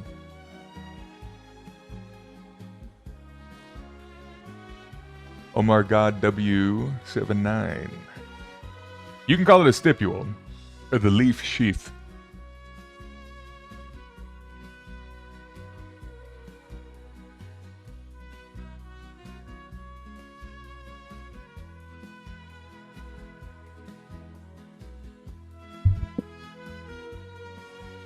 Now the other pots need new plants. Hey, don't tempt me. That's easy for me. I can get those real quick, real easy. What should we get? This, I mean, the other pots are cut up, but this one is still good. Any thoughts, recommendations, ideas? A Maranta, a Calthea, an orchid. Actually, yeah, so this one is the same as that one. That is a semi-terrestrial orchid, so I put it in a pot that didn't have holes, and I put a little bit of peat moss in there. But maybe I put the ant plant in this one. Oh yes, the ant plant would look so good in this one. Okay, that's what we're gonna do later. I don't have any media. I don't have any bark mulch. Oh, it has thrips. Oh my god. I have every single pest known to man in this room. Okay. There's thrips. It has mealybugs that I got rid of. It had aphids. There is one green aphid. Okay, there's two green aphids actively breeding in front of me. Okay, we're gonna have to spray that. Big nature guy, a long green gamer. Okay. Welcome in. Kale factioned, a bee stuck in honey. Put a little cactus in there. I'm gonna put the ant plant. We'll pot that up later. Okay. XKDOS, big nature guy, along with the gamer, have followed you for quite some time. Glad to see you live. Keep up the great work. I appreciate that. Thank you so much. Thanks for coming and saying hello and for spending time to say nice things. Okay, we'll put the ant plant in that pot later. But for now, we have our cinnamon tree. Okay, it definitely needed to be repotted. That worked done. It was squeezing itself into this little thing.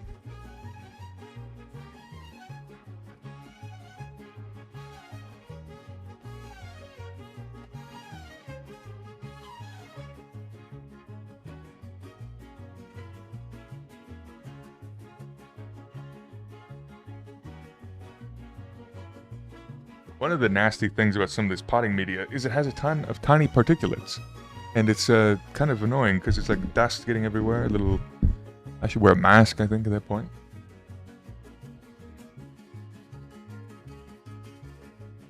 It comes easy. Well, I appreciate it.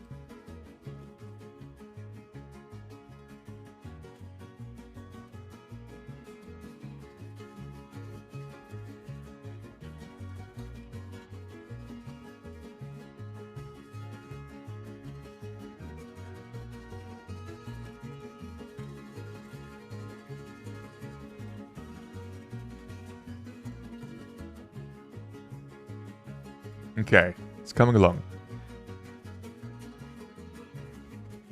One of the things, I'm going to have to put these in the shower, and I'm going to give them a shower later, and the media will become compacted.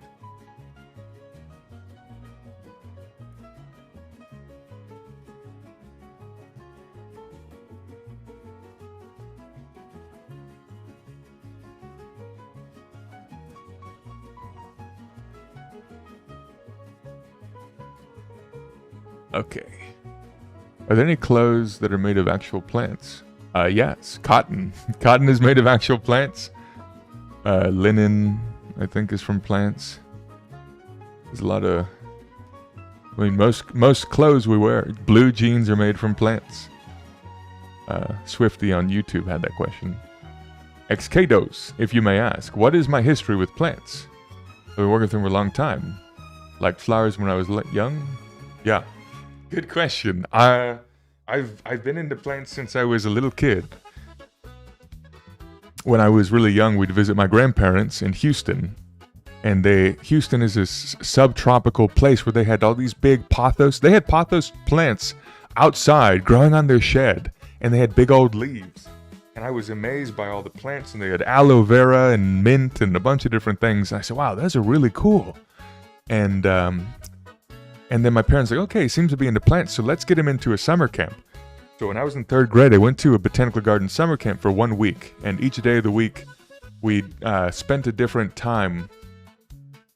We learned about different things about plants. Like, what is a plant? What are the parts of plants? What's a fruit? What's a vegetable? You know, all these different questions that are fun to investigate. We learned about Japanese gardens and how plants interact with animals. And then on the final day, we did desert cactus plants. And we grew these little cacti. We had cacti that were grown from seed that we repotted. And then we got to take them home. And when they gave me those little tiny cactus, I feel like that was the moment in my life where I got addicted to plants. I said, wow, these are so special. I want to spend my life doing plant-related things. When I was really young, I thought, oh, I'll just go to the local university and then be a gardener. I want to work at a botanical garden being a gardener. It'll be my life and I'll be so happy with it. And I ended up in a situation where I ended up studying plant genetics and then minoring in education because I was afraid to talk to people. So I decided to go teach because I said, well, being afraid to talk to people is no way to live your life. That's kind of, significant impairment to existing. So I fell in love with it because it was fun to share things and help people realize things themselves. Not that I would be telling people facts. That's not really what education is about. It's more about people being given opportunities to discover things themselves. And so that was so fun because you just create these environments of learning. I ended up going to graduate school studying tropical plants and horticulture. And that's kind of how I got into plants. I've been into plants for a long time. I like them a lot. If you asked someone who was watching me grow up, they say, well, he has a special interest in plants.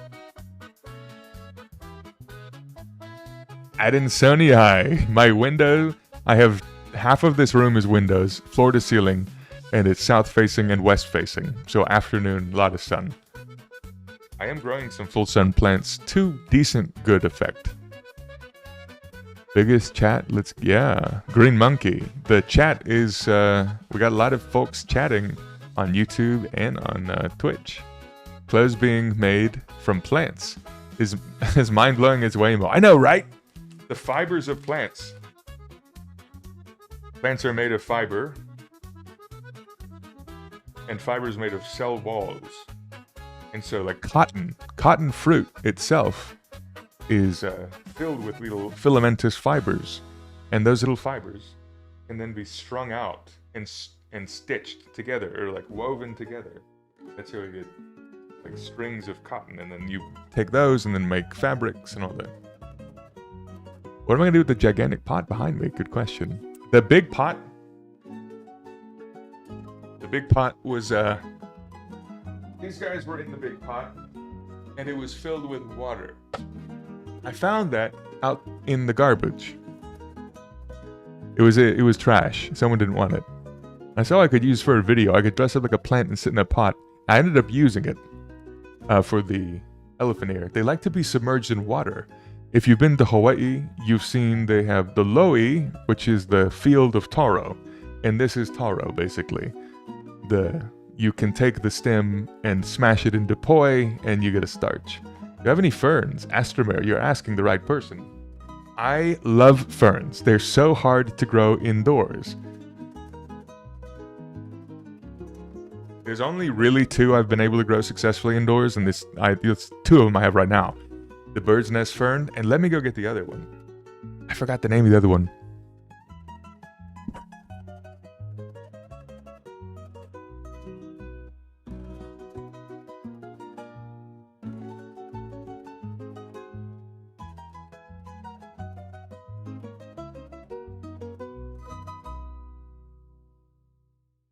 It's like blue kangaroo or something. Blue kangaroo fern. Ferns are your favorite because they're like dinosaurs. I'm reading a book right now on ferns. Let me show you.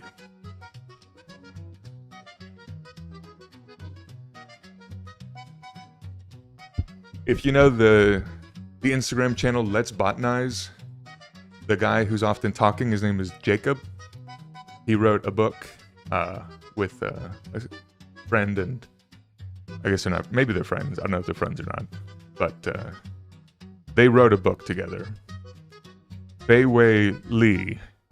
In 2017, he named a fern after Lady Gaga. He and his advisor, Kathleen Pryor, named a new fern genus Gaga after Lady Gaga. And then Jacob Suissa is a classically trained botanist and fern biologist. They wrote this book. It's great. I like it a lot. Check it out. But yeah, ferns. Hard to grow indoors. I love ferns so much. I tried to grow fern trees indoors, but this one, its leaves look like a little high five, right?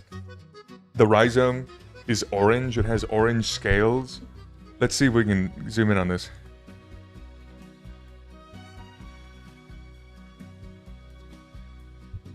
You see at the base of each of the leaves, there's this kind of rhizome. That's the creeping stem. The creeping stem has little orange scales on it. They look like hairs, but they're called scales. I think so, at least. This one's by the sink. I keep by the sink because it likes to be watered a lot. I water it in the morning. Basically, every time I do dishes or I put something in the sink, I give it a little water. So, yeah, that's how I do it. But I love the kind of glaucous, bluish hue on this guy, right? Tessa Lowe, you just got into tissue culture of Bulbasaur monstera. Any advice how you should plant it? You came with a dome but no planting dirt. Okay. I do not have personal experience with this, so I don't think I can give you any great advice, honestly. But all that I know is that with tissue culture, you're going to need to harden them off. They're going to be like, they're like perfect little babies that have been given ideal conditions their entire existence. And so now they have to become adjusted to the real world. That's the only thing I know. Does anyone in chat have any tips for Teresa? I know there's probably a lot of good resources on plants in jars. We watched her video yesterday. She does all these videos about tissue culture. So look up hardening off. Look up hardening off tissue culture plants. One of your bunny ferns is growing with the slipper orchid. Oh, that's so cool. Okay, so our friend PJT. It feels like an optometry exam because I'm trying to read your name from far away. I got it right. One time, like 10 years ago, I went on Craigslist, free and for sale.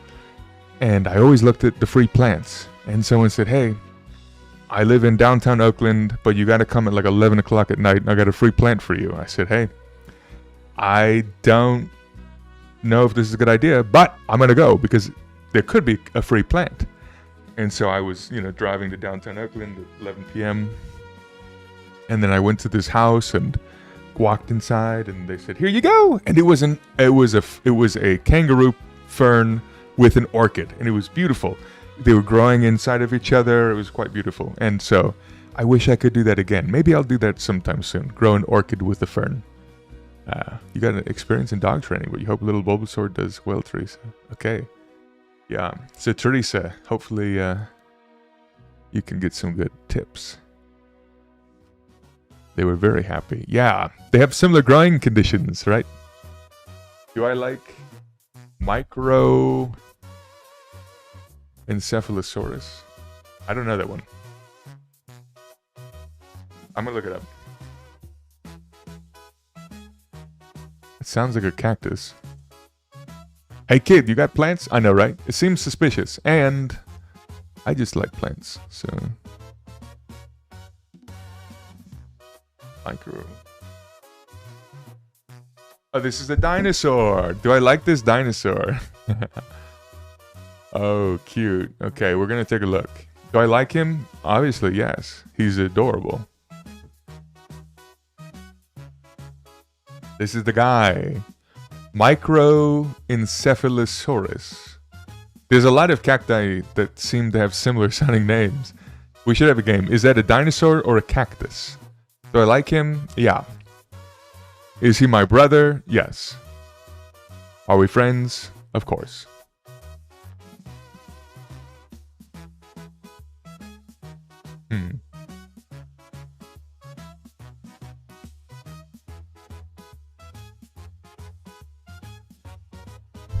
My issues. You're a huge dino nerd. Oh, okay. Dinosaur lovers. Hey, do y'all know paleontologizing? Our dinosaur friends? There's a streamer who does paleontology Twitch streams. Do you know him? He's a real cool cat.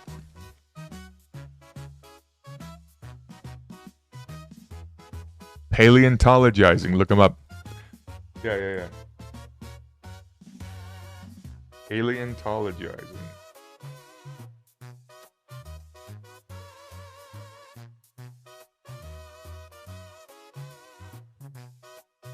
Okay. Little pots. Yeah, Britta from New York. We have those little pots are indeed Kodama.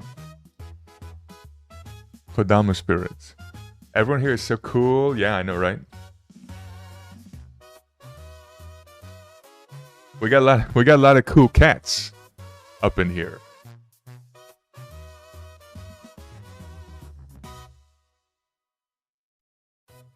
Dinosaurs, plants. You love anything prehistoric? Okay. I have a presentation on prehistoric plants. Maybe we'll do that sometime. We did it over a year ago. You're here for the seal? Okay. A lot of people are. I think most people are actually here to see the seal of approval. And the plants are a consequence of loving of seals. Potatoes. If I could bring one plant back from extinction, what would it be? I love horsetails. I love horsetails a lot. So it would be the horsetails of the genus Equisetum or the family Equisetaceae. Those are great. Do you know this one? When is the presentation? Okay, let's do it. Let me show you a picture of the Equisetum.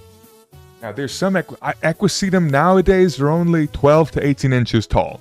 There's one that gets bigger from Mexico. But there were Equisetum and their relatives back in the day that were huge, like trees, and I like those.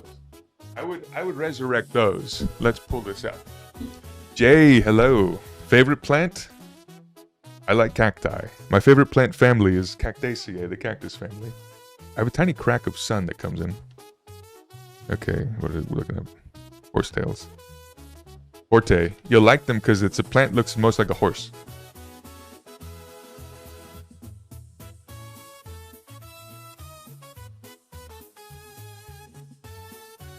You wish you were alive in the Carboniferous? It would look pretty different. These are the horsetails. Equisetum is the genus in the family Equisetaceae. There's relatives that were giant. Look at the Calamites is one of the words we use to describe what we think it was. We know it because of the fossil, but they were big trees. Okay, let's look at this picture. This is a landscape, and the Equisetum, or the Calamites, are like giant trees. Really cool, right? It kind of looks like a Araucaria. And why this plant in particular? I love the morphology. I love the shape. I love its branching pattern. They're rhizomatous, so they spread underground by the stem and they shoot up as massive trees. They caused their own extinction. They were so successful at growing that they cooled the earth and led to an extinction event. Twice in the history of the world. I believe plants are the reason why there was an extinction event. The first one was because of moss, and the second one was because of this one. At McGill University, they have some stocks fossilized. I have some too. Let me show you. Please hold. Okay, this, you know the educator, content creator, Fossil Daddy? He has sent me different plant fossils. There's dinosaur fossils with plant fossils in them. That's why he said, hey, check this out. You might like this. This is a impression of a footprint. And then this is the opposite side that he colored with a kind of pigment to identify it. But the cool thing is that at the base right here, there is a plant fossil next to the footprint. So this is like a plant fossil. I have a label of what it is, but pretty interesting that there's a plant right there. And I have other ones too, but they're in safe packing. They look like araucarias. They do. Let me show you.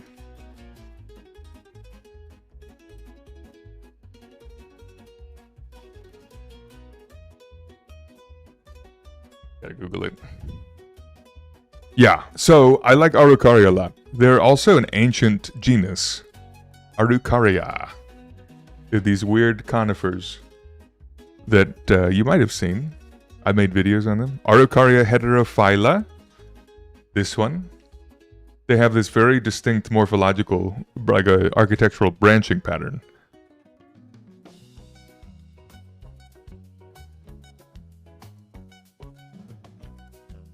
Araucaria columnaris looks pretty similar. You can buy these as houseplants. I have one as a houseplant actually. Gear on YouTube. The calamites we just saw are plants that caused one of the ice ages. Monkey puzzle. Okay, Clifton McRae. You got the money right. Oh my god. Okay, we have a special delivery. Please hold.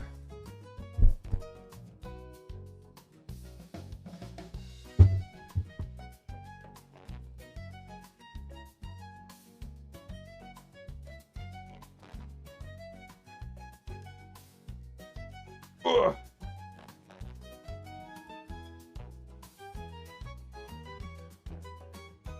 This is the Araucaria heterophylla, the Norfolk Island pine.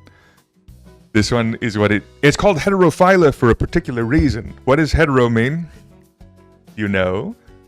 You probably do. You're probably homosexual. You probably thought about heterosexuality. It means same, yeah. Boring, it means boring. It means different. So hetero means different, homo means same, and so hetero means different, phylla is leaf. And what this refers to is this is an araucaria in the genus of Araucaria, heterophylla, hetero, different leaves. When it's a juvenile, it has very sharp awl-shaped needles. The leaves are shaped like small needles. And then as it matures, it hits sexual maturity, its leaves change shape. It's very pretty. We have this one in our bedroom. It has a very fine texture when it's young. And then as it matures, it gains a different leaf morphology. So it looks different. On my screen, I'm gonna pull these pictures up. Look at that. This is what it looks like when it's a juvenile. Very fine texture. The branches are kind of sparsed. And then it gets scale-like leaves in maturity. The leaves look like little scales. Basically, they go from prickly little needle things to soft little scales. That's the heterophylla part. Isn't that crazy? And a lot of plants do this. A lot of plants have different morphological features upon sexual maturity. You know? Think of pothos. Pothos does that. Pothos, when we have it in our home, it's typically a small little plant with little tiny heart-shaped leaves. When it's sexually mature, it gets giant leaves. And it only gets sexually mature when it's really happy. And it's really happy in the tropics. And when it's climbing. This is a mature, sexually mature pothos. Through some caveat, it cannot reproduce. But when we see them, typically they're small little heart-shaped leaves, but they're bigger when they're not juveniles. The botanical terminology is juvenile and mature. So if you want to know the botanical terminology, there's a juvenile morphology and then mature morphology. Anyway.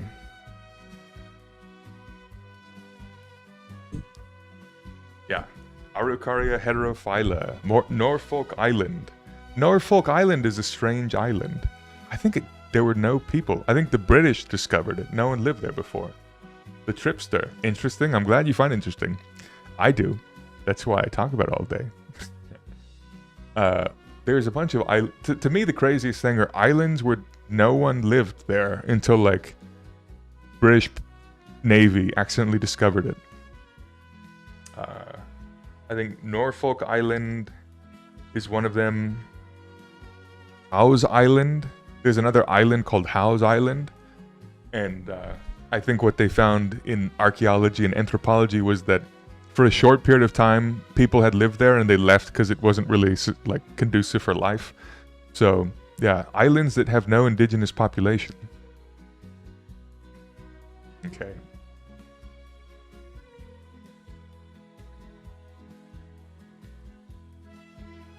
We're gonna finish repotting this. A 2-story pothos inside someone's home. Incredible. Ooh, that sounds amazing. That sounds quite remarkable.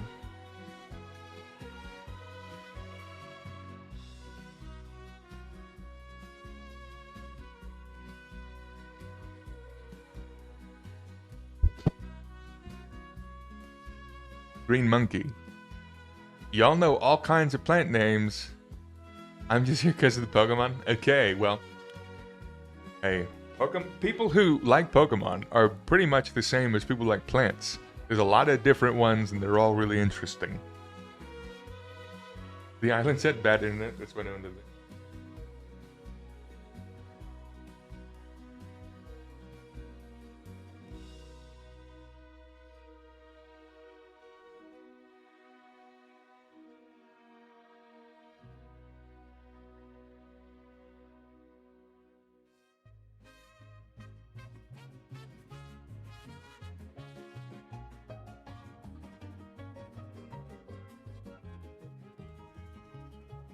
Okay, we have one more big plant we're gonna do. Lucy Goose, take care, have a good dinner. Do I also own flowers? You know what's crazy is that basically everything in this room flowers. Even I flower. No, that's not true, but most of the plants in this room make flowers. And I'll tell you what they look like. This one makes flowers. This is called an ant plant, and it makes little tiny blue flowers. There's none right now, but often it has them, and it makes little fruits, and I eat the fruits. These two ferns don't make flowers, but everything else does. And that makes cones, that one doesn't make flowers, but the cinnamon tree makes flowers. This thing makes flowers. You may not flower, but you do pollinate.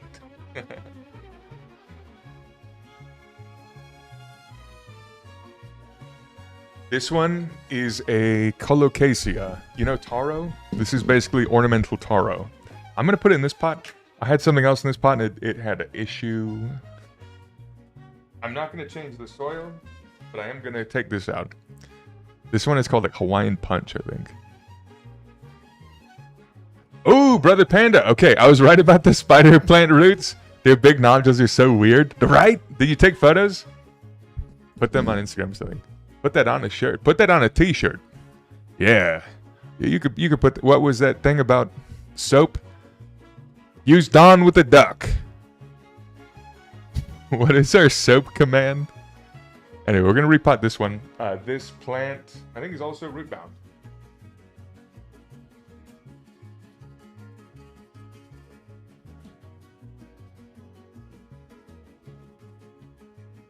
We're going to take a quick restroom break, and then we'll do this. And we'll see you in a second. Dawn, soap. If it's not Dawn with a duck, what the fuck? There we go. Thank you, Remy. Okay. See you in a moment. That means I can move my tropical plants from inside to outside, where they're going to be getting the ideal conditions that they like. The issue with that is that they have to adjust to bright light. This process of adjusting to different types of light is called photoacclimation. Say it with me. Photoacclimation. One of the photoacclimation responses is a change in the leaf thickness and size. These that were grown indoors are now becoming photoinhibited by the light, but eventually it'll grow new leaves that can tolerate this new light condition. Chemically, the plants start making their own sunscreen in the form of flavonoids and polyphenols.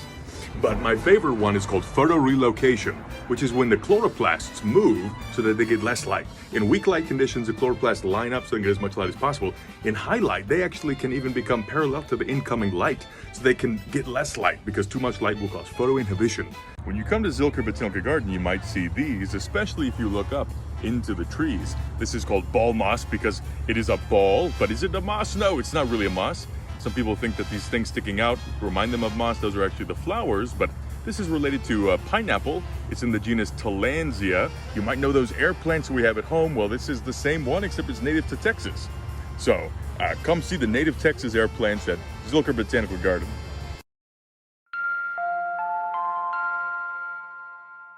庭には何よりも優れた道具が一つあります。その名前は掘ることを意味します。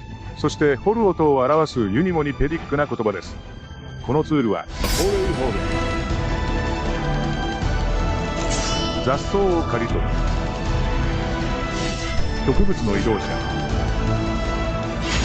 花の撮影者庭師の友人このオーバは最も汎用性の高い園芸用具です。あなたのツールキットにそれを追加するようにしてください。One of the things about honeybees is they actually are invasive species, and they compete with native bees. Now, honeybees, Apis mellifera, are native to Europe. So our European friends, they're native to your area. They've evolved for the European plants. That's perfect. In Texas, we have no native bees that make honey. So we have brought in an invasive species to make honey. We should be cautious about promoting honeybees because they compete with the native bees in a sense that the native bees end up... We're back. Okay. We're back. We're gonna repot this nice one here. Ooh.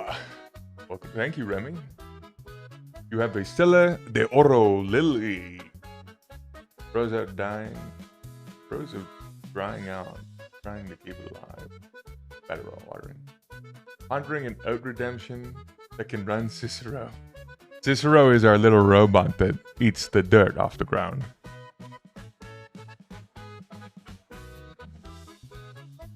Well-adjusted. Well-adjusted species. Okay, I'm gonna prune this first. I think it's got some leaves that we need to...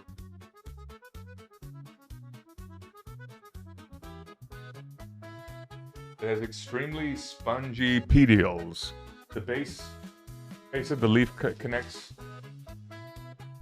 Cicero will be a guest star.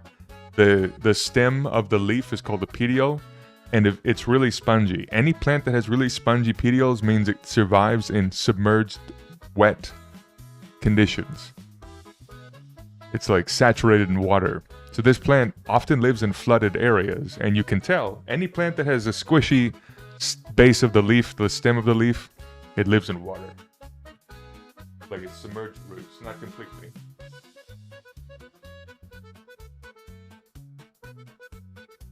Okay.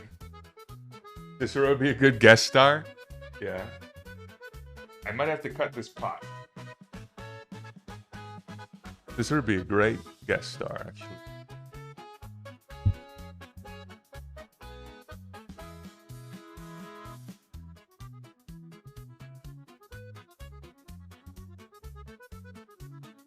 Where's my 70% ethyl alcohol?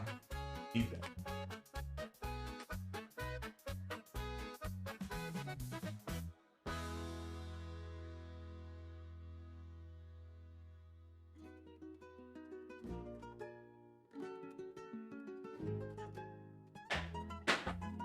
Okay, you want to see the roots?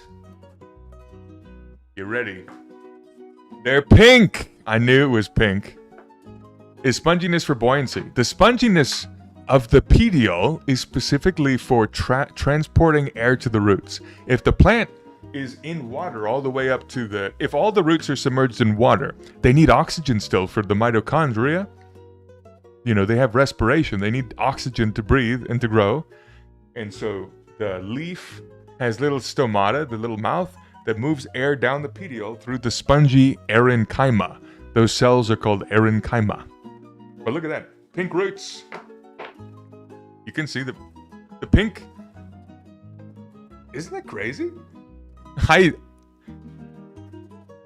Everything about this plant is colorful.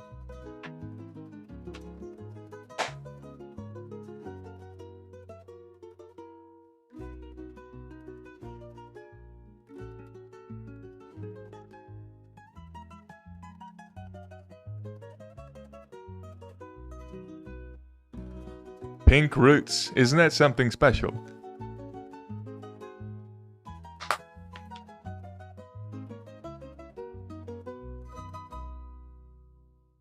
Okay.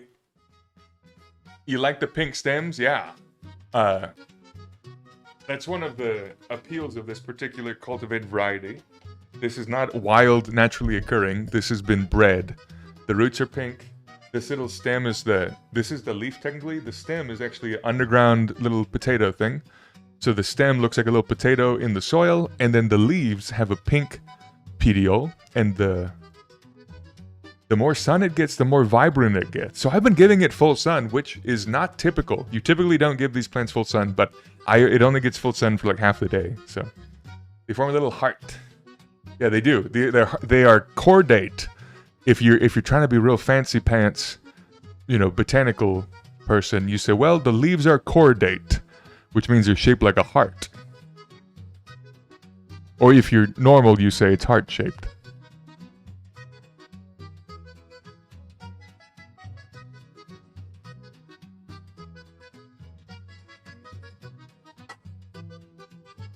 Okay, we're gonna have to dig some of this out to put this in.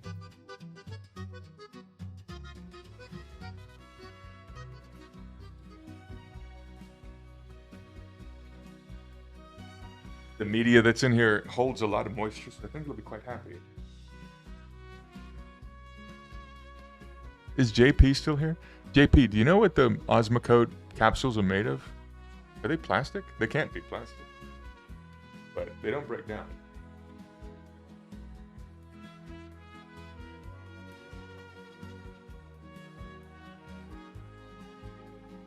Okay. We're not going to do a lot of root pruning. The roots look like hearts too. They do. Not look like hearts to me. They look like worms. The gayest plant. Pride Month.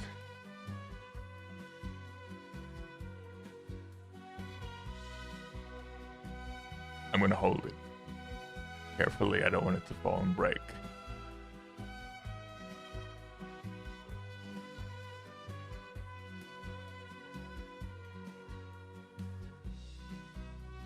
Okay, let's see if it fits.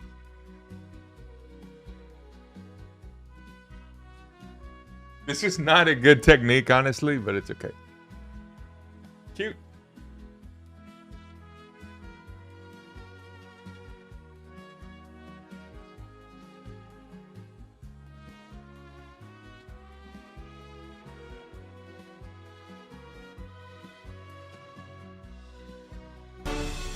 Oh, whoa, okay, Yobar.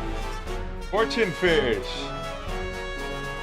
For folks who are new, we have a god. We have found a god, one of the 12 gods that exist in the world. And his name is Fortune Fish. And he tells you what you wish. I need to wash my hands.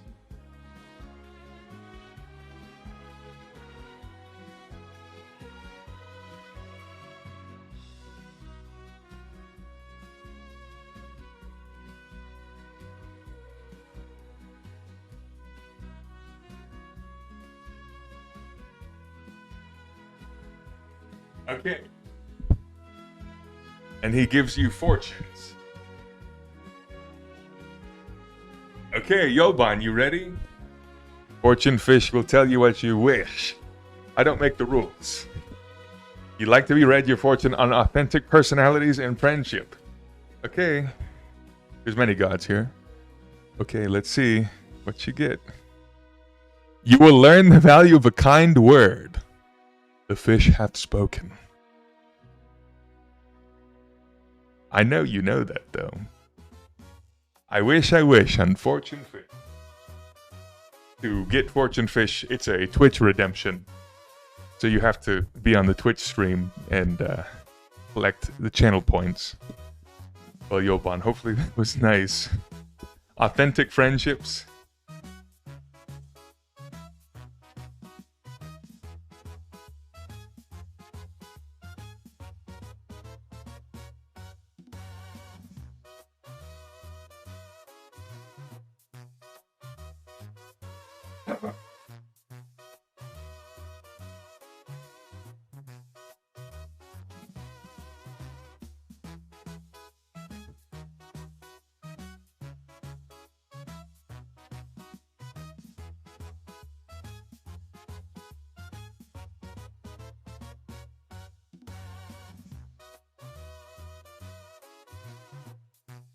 I think you know what the fish meant. Okay, that's good. Do I like Maractus? I love Maractus. Britta from New York. I wish Maractus were a little bit more usable. They don't have like... They need needle arm. They don't even have needle arm. It's not like that's a great attack, but it would fit so well. Oh, we finished watching The White Lotus. Crazy show. I like it. It's horrific.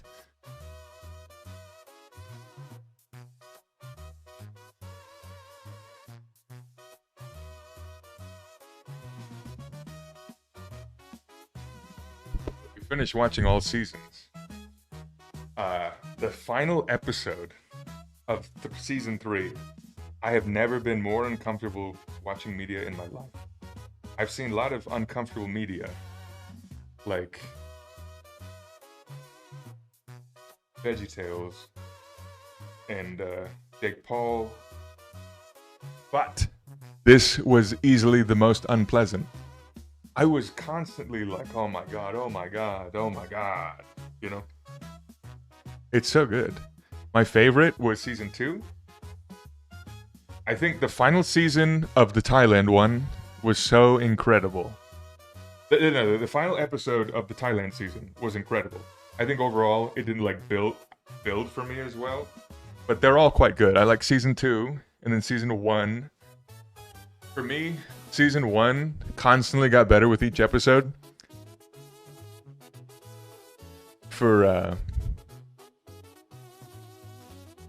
Season 1, every episode got more interesting. Season 2, every single episode was fascinating. Season 3, I was not super invested until like the last episode, and I was like, oh my god.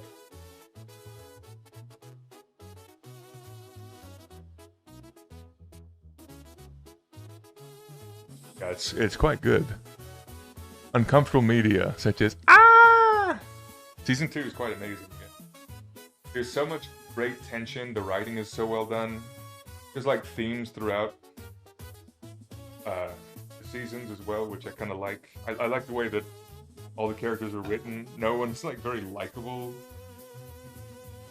except there is one character who, like the vacationers. None of the vacationers are very likable, except one of the girls in season 3. They're all like entitled, super wealthy people. New season is in France. It's right here. Think about getting your 7 and 12-year-old each separately their own plant to teach responsibilities. Oh, okay. Our friend Rumble. Yeah, my recommendation is Peace Lily. I would get them peace lilies. Look up peace lily of the genus Spathiphyllum. They're easy to take care of. They do well in a lot of different conditions. And if the plant is unhappy, they will be able to see it because it will wilt. And there'll be like an appropriate grace period of a couple days before it's like not recovering. You love the opening sequence for the season. Kind of plays. It happens like paintings. Yeah.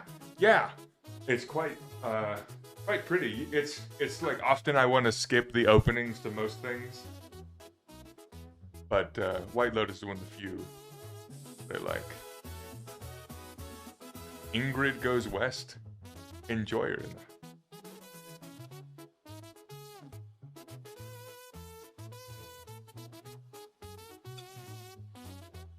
Okay. Well, I made it a good old mess here.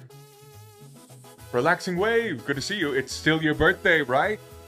Alex Uncharted had his birthday earlier too. Alex bought the shirt that I'm wearing. He bought 3 of them, and he said he was bulking, and so he has various sizes for when he needs them, which is charming. Another uncomfortable watching point. Felt so bad for her. I've never seen that one, but I guess Marcus had. You remember hearing it was going to be set in Saint-Tropez. Interesting. Dirt and soil. Relaxing Wave, it is your birthday. Birthday. Have you seen Russian Doll? In Russian Doll, they say, sweet birthday, baby. I always think about that. Erin. Anyone had to remove the brown lines on the stem of a banana plant? Okay, Aaron Knight on YouTube says, does anyone know how to remove the brown lines on the stems of banana plants? I'm not really sure what you mean by that. If it's a fungal thing, brown lines on banana. The banana stems are leaves, and the good thing is that those leaves are easy to remove. You just put them down, it'll regrow. But I'm not really sure. You're 39, okay. So young. Come visit you in Florida. It's only it's probably 8 hours. 8-hour drive. Not that close. I'm sorry. 8-hour flight. 30-hour drive. You would cuddle. You'd be a cuddlefish. Road trip time. Yeah. Road trip time to see Relaxing Wave and JP, and then visit the Florida Key. And along the way, we'll teach classes. That'd be fun. Thank class. Almost. I think now it's cleanup time. We made a good old mess.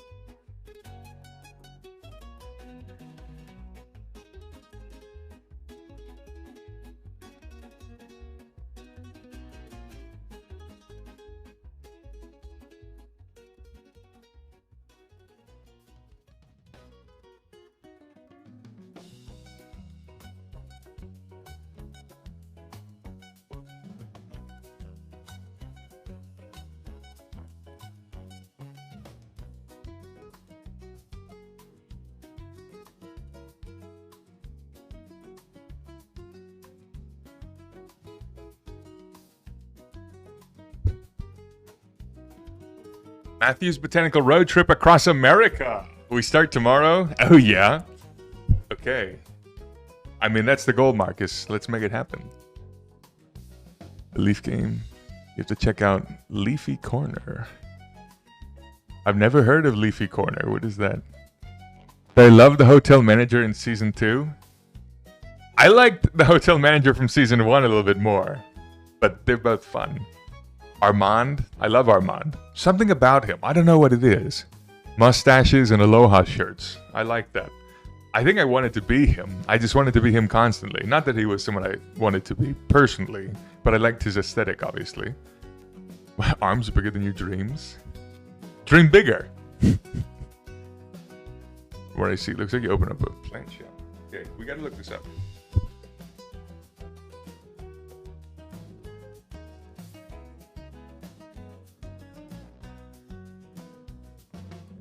Maury Bartlett, that's the buckaroo. Okay, what is it called? Leafy Corner?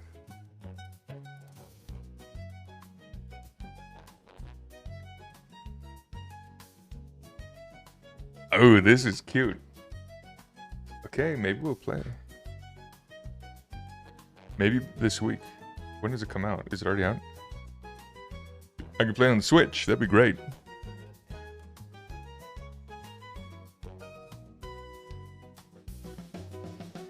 Super Poisson 2000. Welcome. I can play the demo. Leafy Corner. Oh my goodness. Run a cute little plant shop in this cozy, relaxing game. There's bird's nest ferns. Oh my god. Lucky. Thank you. Lucky Kimura. I know what we'll be doing later this week. This is great. This looks so cute. I get to design a plant store. Okay. Play the demo. Ah, planned release is tomorrow. Oh!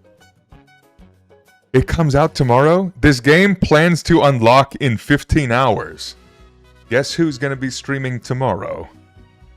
Guess what we'll be doing? Well. Folks, how easy. How exciting. Price reveal. Release date, July 30th. Tomorrow. I wonder what there is to this. What do we do? I'm probably going to play it on the Switch. Because I have it. Right? Subscribing. Okay. Oh, thanks for following. Appreciate it. Did I ever run a plant shop? No. I've only given plants away for free. I've never run a plant shop. Growing a business. Sell plants and help customers. My favorite thing is helping customers. Okay.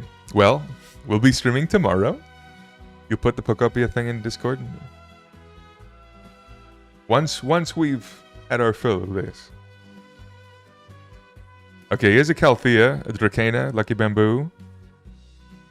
Cute. Add to wish list.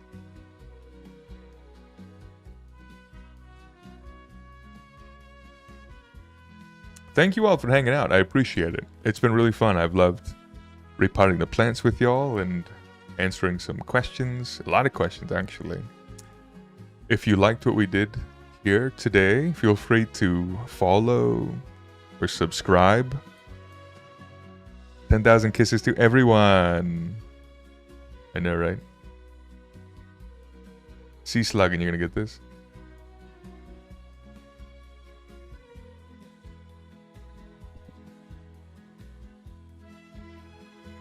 Yeah.